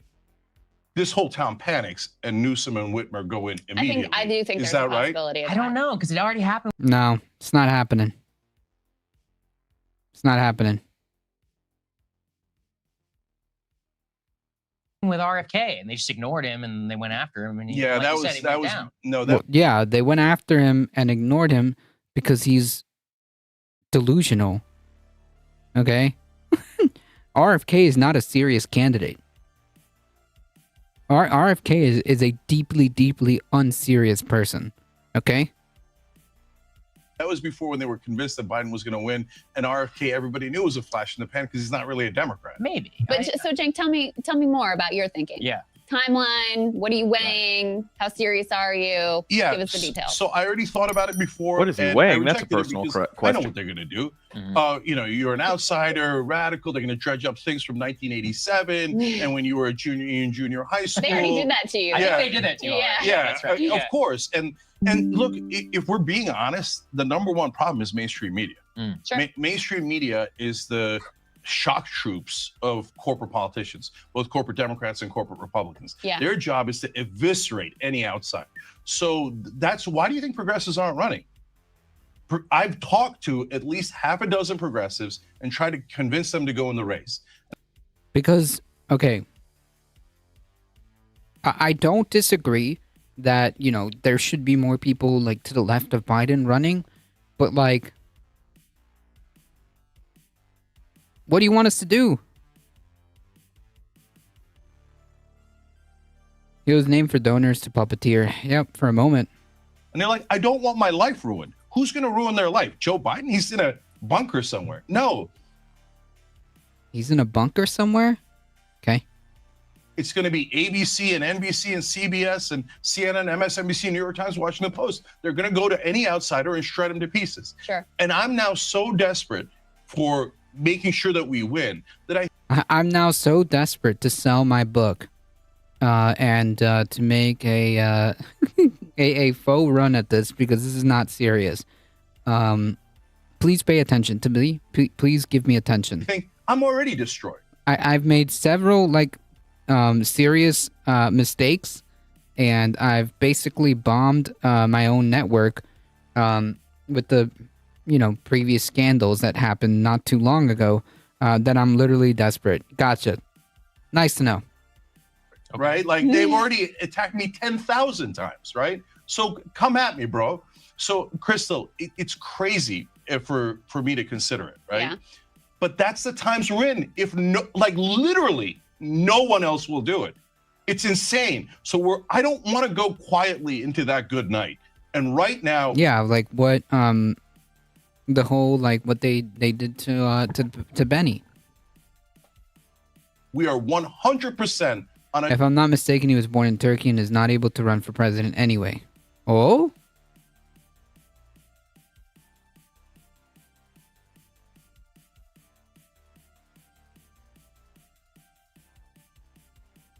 Wait, so why even make this? Oh my god. Oh, this is so This is even more frustrating now that I know this. Thank you, the simulacra. I watched the whole 25-minute interview. It says Biden isn't out there, but hiding in a basement. That's like word for word like a Trump talking point. But Jank, what about Anna and everyone else on TYT? Crystal Weekly pushback saying Biden was on the picket line. Thanks, Crystal. track to go quietly into that good night. So what's the timeline, as Crystal said? So the when are you ti- going to decide? No, Yeah. if I'm gonna do it, if anybody's gonna do it, they gotta go now. Yeah. Well, announce it Are then. you? Go ahead Are and you? announce it. Yeah. Have you Yeah. thought about staff? Have you Yeah. thought about a plan? Have you reached? I mean, we know Yeah. donor networks, all those sorts of things. Yeah. Have you started taking real steps? So if you're gonna run a campaign this late, you can't go traditional, right? Mhm. You can't be like, oh, I'm gonna collect endorsements from politicians. Oh, and I'm gonna build up my base tiny bit. No, you gotta go and hope for a grassroots tsunami. The good news is when I ran for Congress, I mean, it was a tiny little race. We raised like 1.3 million. It was in a terrible, 3 terrible, months. terrible I mean, failure, Jay. Yeah. Whoever these people are, the Vanguard. Yeah, that's correct. Didn't he get like what 6%, 5% of the vote in a primary? Listen, I was supporting Jank back then in that race, okay? But that wasn't it. Okay? That wasn't it. That was an eon ago. Okay? That was an eon ago. Is Jank naturalized? I don't think it matters. I don't think it matters if he's naturalized, right?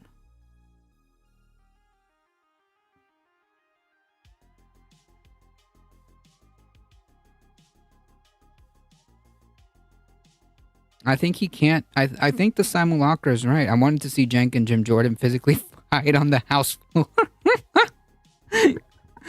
that alone would have been that alone would have been it, right? Jank has to be a U.S. citizen, right? But he has to be born here, right? Isn't that how it works? To be president, you have to be born here, right? Requirements for president. Yeah, you have to be natural born.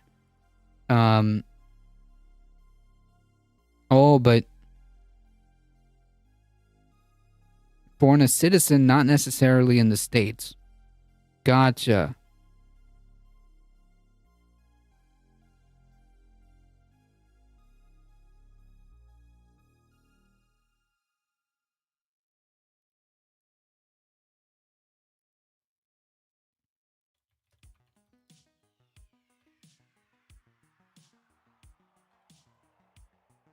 Like John McCain was born in Panama, but his parents were citizens, right? So he was a citizen.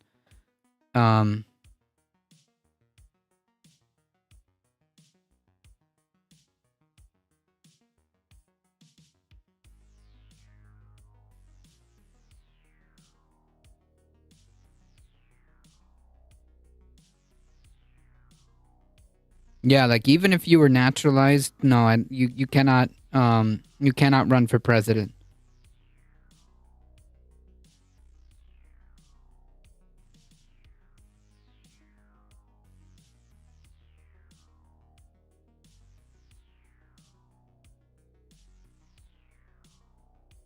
You have to be natural born citizen.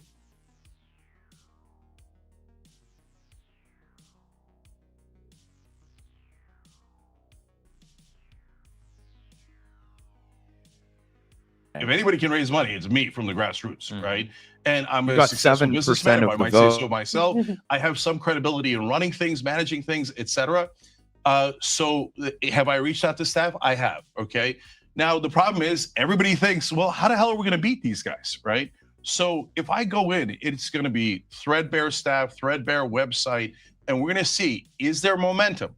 Because if there isn't momentum and people go, no, Biden, even if he's in the 20s, I don't care. I don't mind losing. I don't mind losing. You're being impolite, which is totally possible, right? Bro. My brother in Christ, I believe you're living in a completely alternate reality. But okay. I'm playing Panama in my head now. Panama. So if that's I think there's a decent contingent though. Yeah. I think that. Yeah, and if that's the case, then at least I left it all on the battlefield, or whoever does it. For God's sake, don't make me do it. Like, have someone else run, right? Bro, you can't run.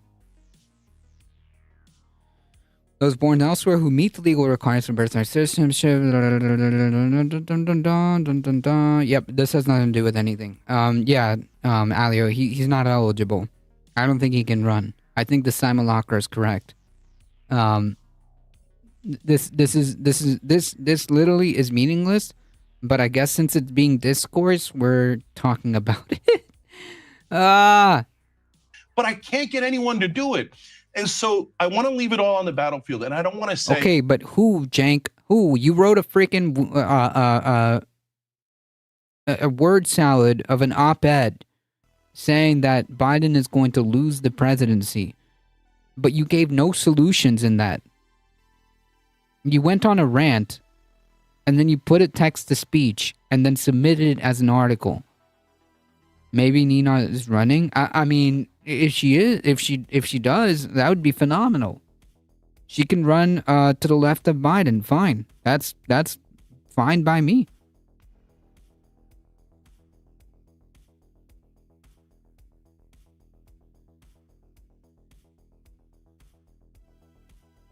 Like, I'd vote for her in the primary.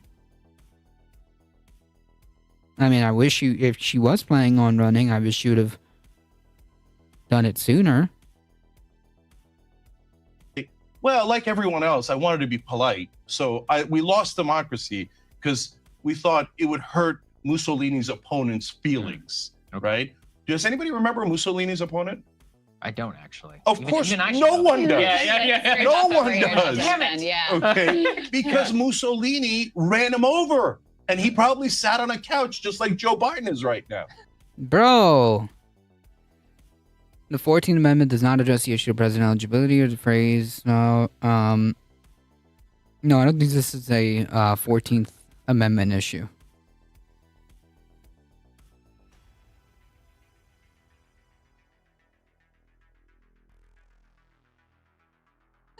You guys, and I know how mad Democrats get, and I know how mad media gets when you point out an iceberg.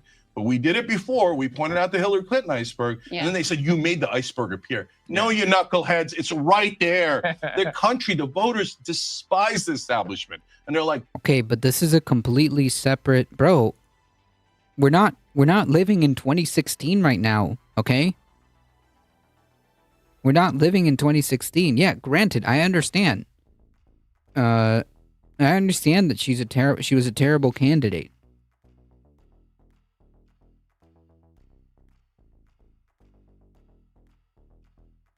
so let's pick the most establishment candidates we can, Hillary Clinton and Joe Biden. Guys, he barely won last time. There's no way he's going to win now, let alone if... That's not true. To say, like, to have such an absolute comment like that is just not true. It's just literally not true. It is quite possible right now that it could go either way. There's no absolute like, oh, okay, listen, Trump is pulling like double digits consistently, it's looking pretty freaking bad. No, it's tied right now. It's not great. It's not a good position to be in, but to say like there's no way that Biden can win is pretty is just not true. I like Turner too, but maybe a future election would be less messy and more winnable. I think that if she positions herself for 2028, I think it's going to be a more open field. That's just my personal opinion. 2028 would be the time if we get out of this mess. Would be the time because we would have time to organize and have a candidate that we can kind of coalesce around. And if it happens to be Nina Turner, that's fine. I think that she should. I think that she should. Cornel West is in the race, and Larry Hogan's in the race, and these guys are in the race. Then there's no chance at all. So no, I'm not going quietly into that good night. So somebody better announce before I do. All right. Wow. Well, All right. Well, I never thought to ask you in your appearance if you were considering running for president. Yeah, I appreciate it. I'm glad you made the news. Yeah. Oh, oh, so it is about a book. Look, it's the book he's okay. If Biden wins 2024, goodbye America, you mean Trump, right? Okay. That's a good meme. Absolutely. And guys, definitely check out the Ooh, that's crazy, bro. I think he's gonna do it. I think he's gonna do it. Nah, he can't. He can't. All right, so I don't know who these guys are. Vanguard. But no, he can't. As the simulacra just thank goodness. Thank you. Like this is wild to even make such an announcement. You literally can't. You can't run, my dude. So why are you making this? The only thing that comes to mind is like Michael Hassler said, this is for the book. He's trying to drum up publicity around the book.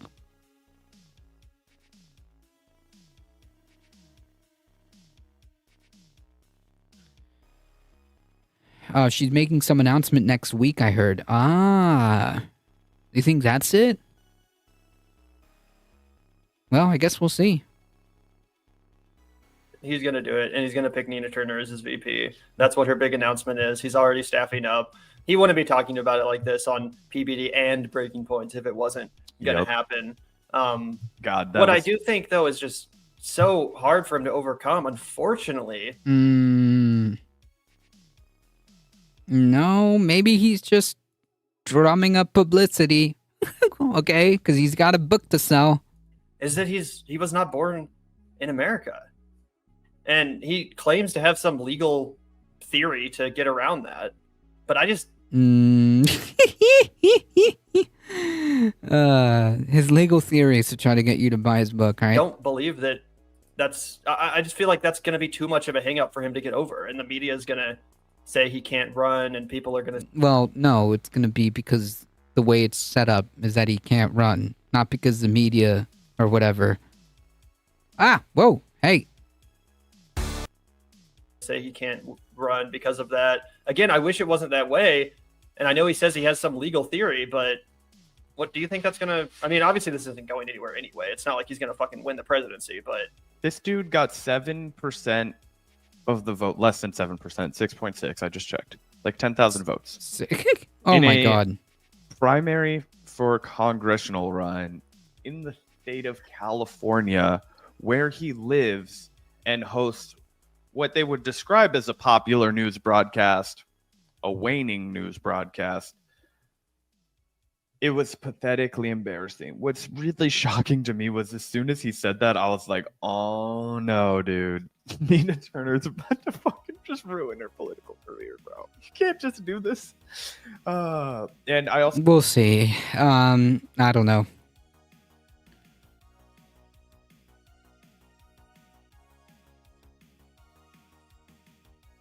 Bro, what are you talking about? Apollo, are you okay? Are you okay?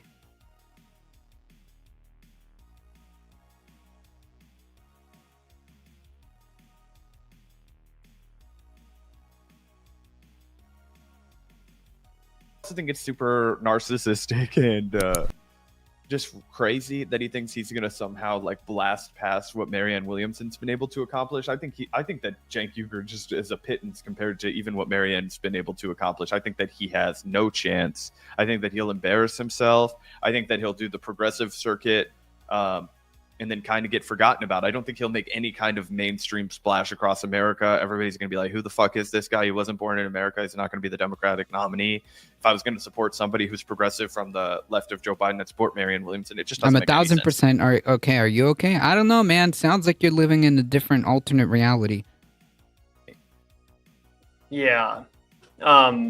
I hope it happens, though. I'm not going to lie. Just for the entertainment value. Just for the entertainment value? I mean, happens. But oh yeah, it'll almost certainly end in utter embarrassment, much like Cenk Uygur's congressional run, which, by the way, coincided with TYT's popularity in a much bigger way than now. Like, TYT is much less relevant than it was during the Bernie era.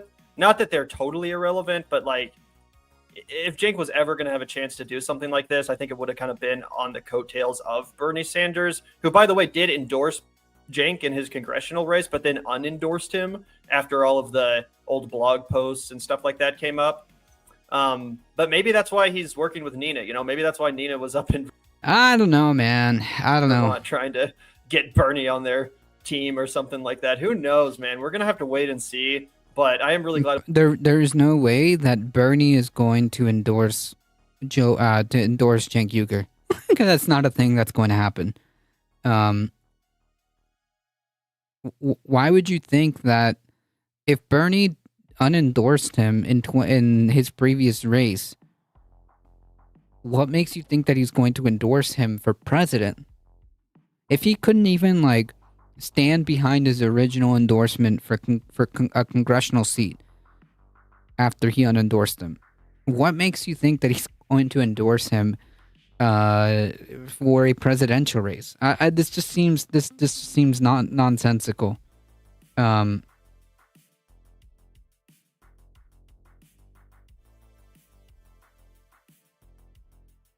This just seems nonsensical.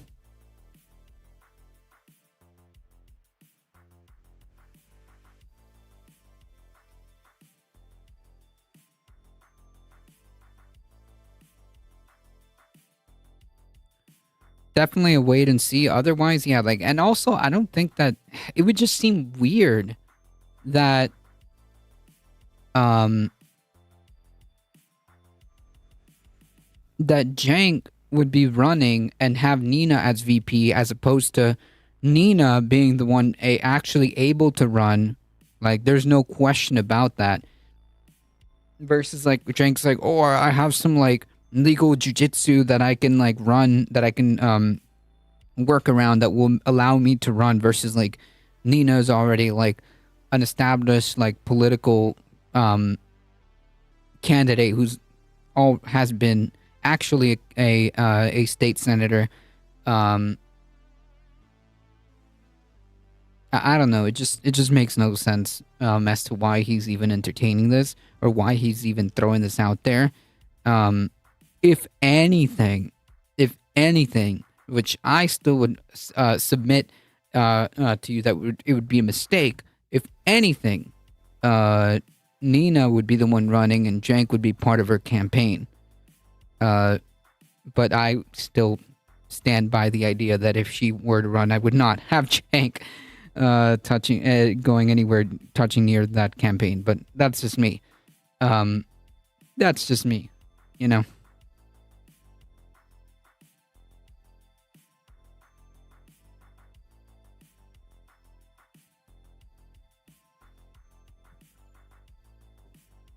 Yeah, definitely wait and see. She is making that announcement next week, or a announcement next week. So I guess we'll see. Anyways, thank you for Twitter bringing that clip up to my attention, because I wasn't gonna watch. I'm sorry, I wasn't gonna watch the breaking points or whatever. I just can't do it. I can't do it.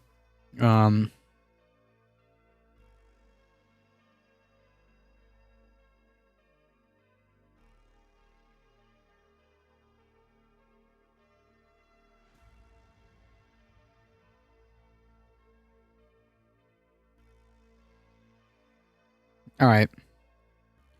We got one more clip and then we're out of here, okay?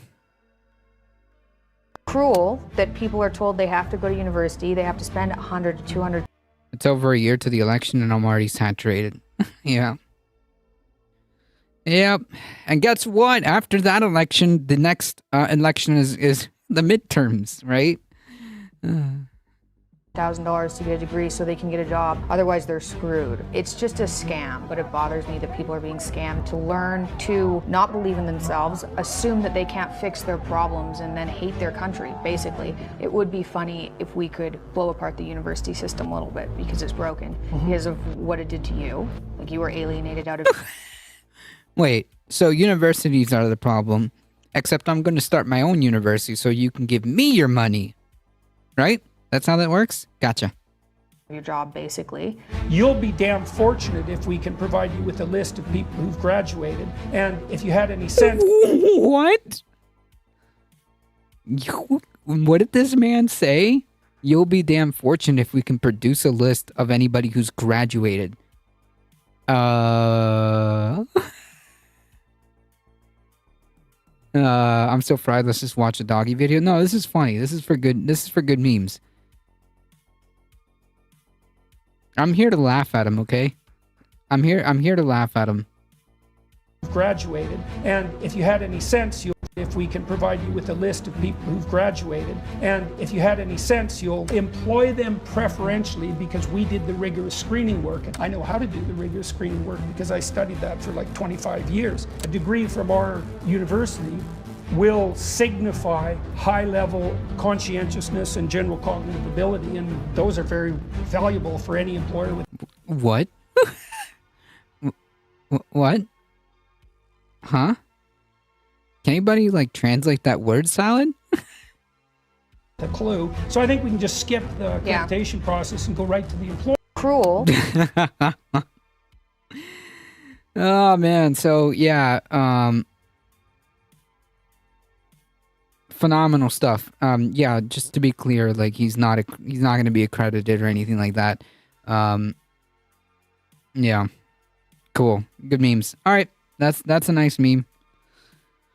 JP is a maniac. He is, and I don't mean that like I mean that sincerely. He probably actually unironically like needs to speak with somebody like professionally. Like that's not a joke. That's not a joke. I truly think that he should probably sit down and speak to somebody. Yeah.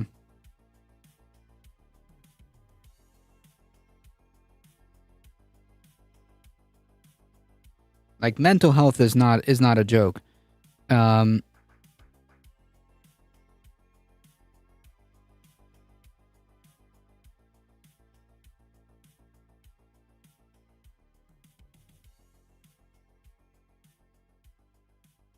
Technically, he's a covert narcissist. Covert? Covert? I think it's pretty open. All right, I gotta do the mandolin. Hold on, folks. Give me a second.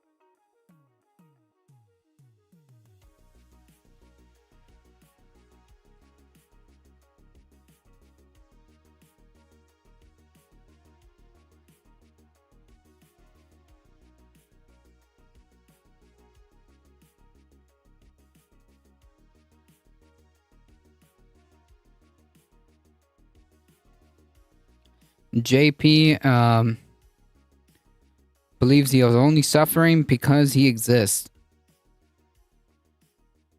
Yeah, I mean this all kind of tracks, right? As a professional, he has to have therapy. Like, are you saying that you're a professional? Or are you saying that, like, as someone who is in the business, they should have therapy? Is that what you're saying? Or he was in the business?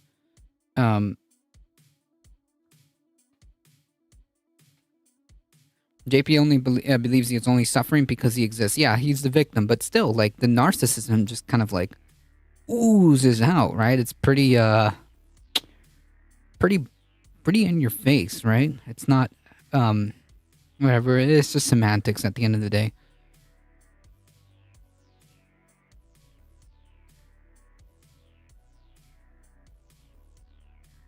It's a special kind of narcissism. Gotcha. As being part of a therapist, you have to have therapy. Oh, gotcha. Okay. I mean, makes sense, right? That makes total sense.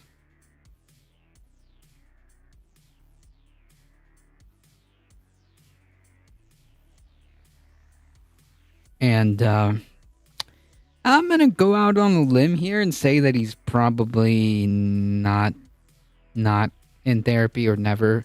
Or rather, I should say, he's probably not undergoing any type of therapy. My best therapy sessions were 20 years of journal writing.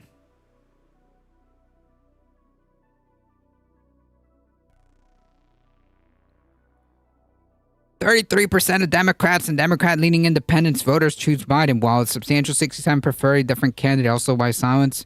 Hard truths about what's truly going on in America when you even say it's time to wake up and stop being so complacent. I am. It's time we wake up and stop being so complacent. Kind of odd, do you think? But do you boo? I wish I could understand that. Boo peace. Apparently, you're compliant to the invasion we're facing. True. Very true. Phenomenal stuff here. All right.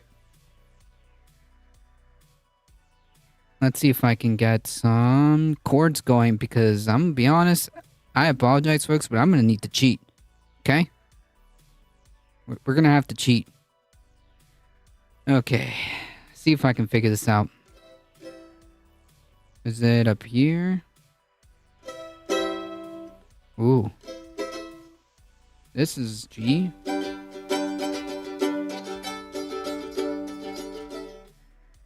How come this is not,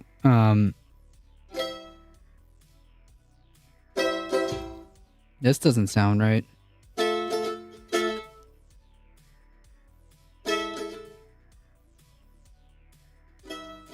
Maybe my mandolin is not in tune enough.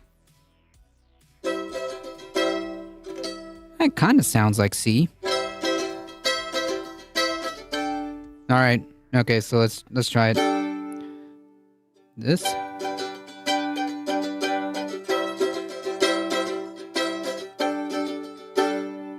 No. Well, we'll see. G. No, G.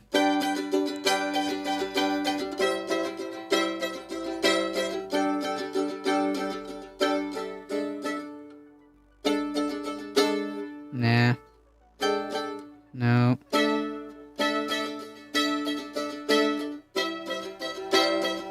Okay, well, close enough, right?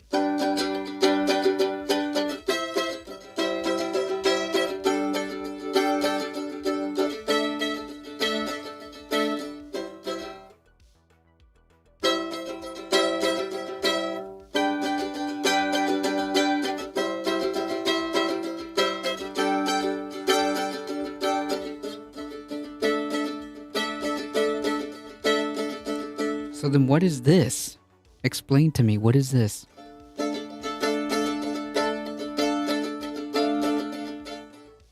Okay.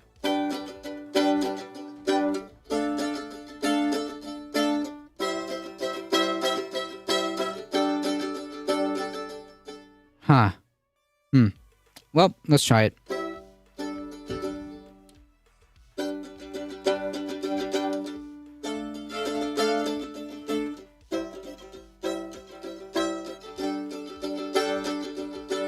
Just don't swear. I have the volume up for my kid. Gotcha. This is a friendly channel, okay? This is a family-friendly channel. That's what we do here. So, I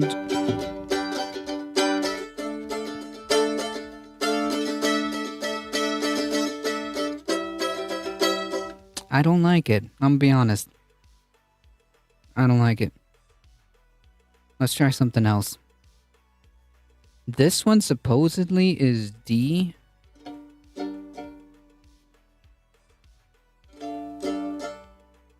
Supposedly this is D minor.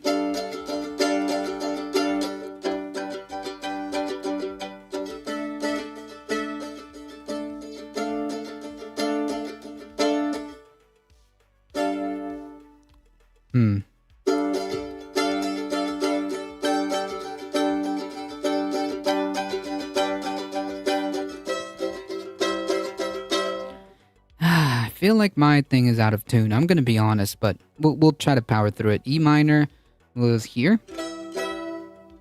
See, that doesn't sound right either.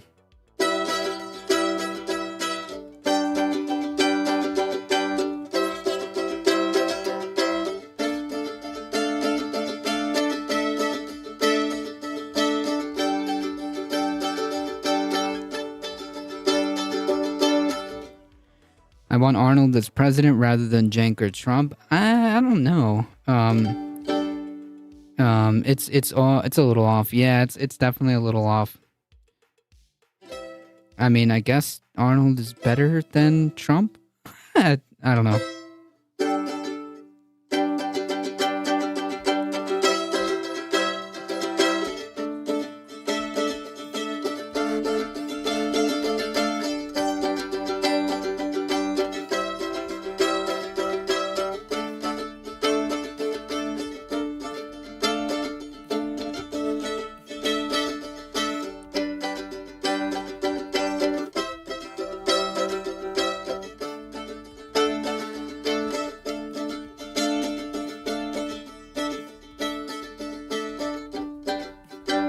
Oh, wait, chat. I think we're moving on to something.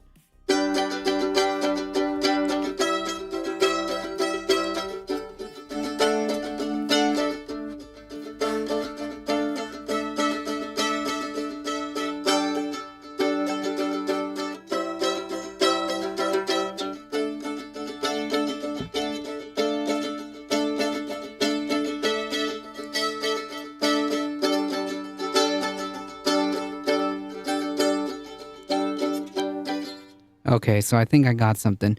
Arnold has Antifa videos. Alright, fine. Sold. Sold. Okay, I think I got it, folks.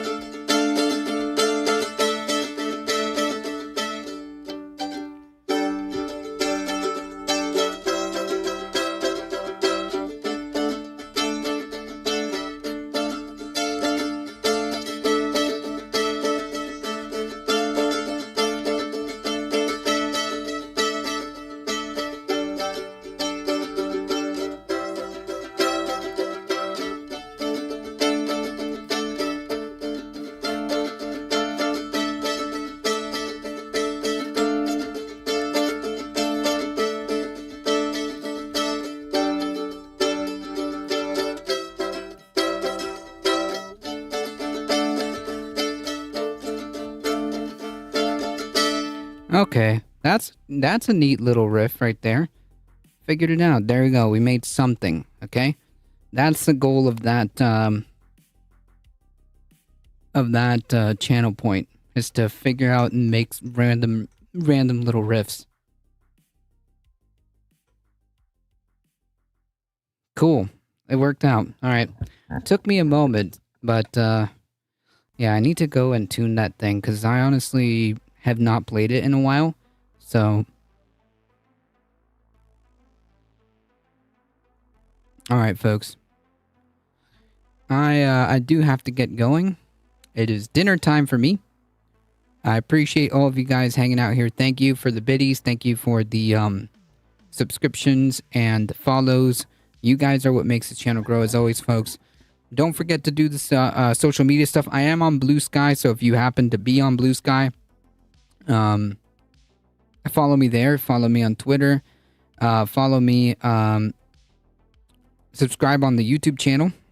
Follow me here. You get 6 free emotes as well.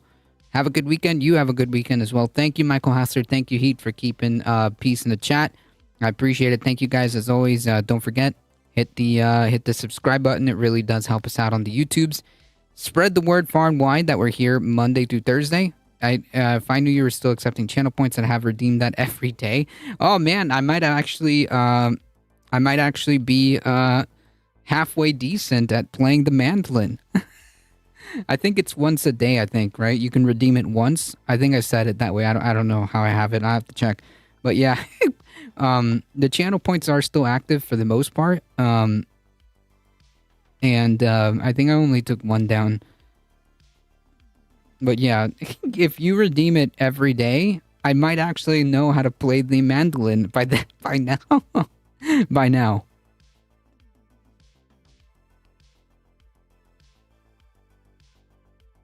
I appreciate that. Thank you guys. We'll be back Monday. As always, folks, please be safe. Please take care of each other. As always, I love you all, and I hope to see you guys in the next one, Monday, 5 p.m. Eastern Time. See ya.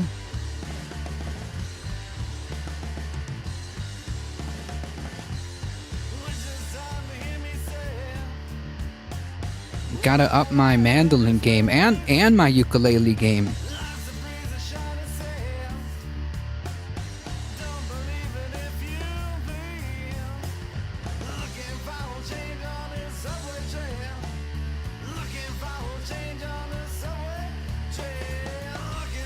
All right, folks, hang tight. We're heading out in 5, 4, 3, 2, 1. Thanks, everybody. See ya.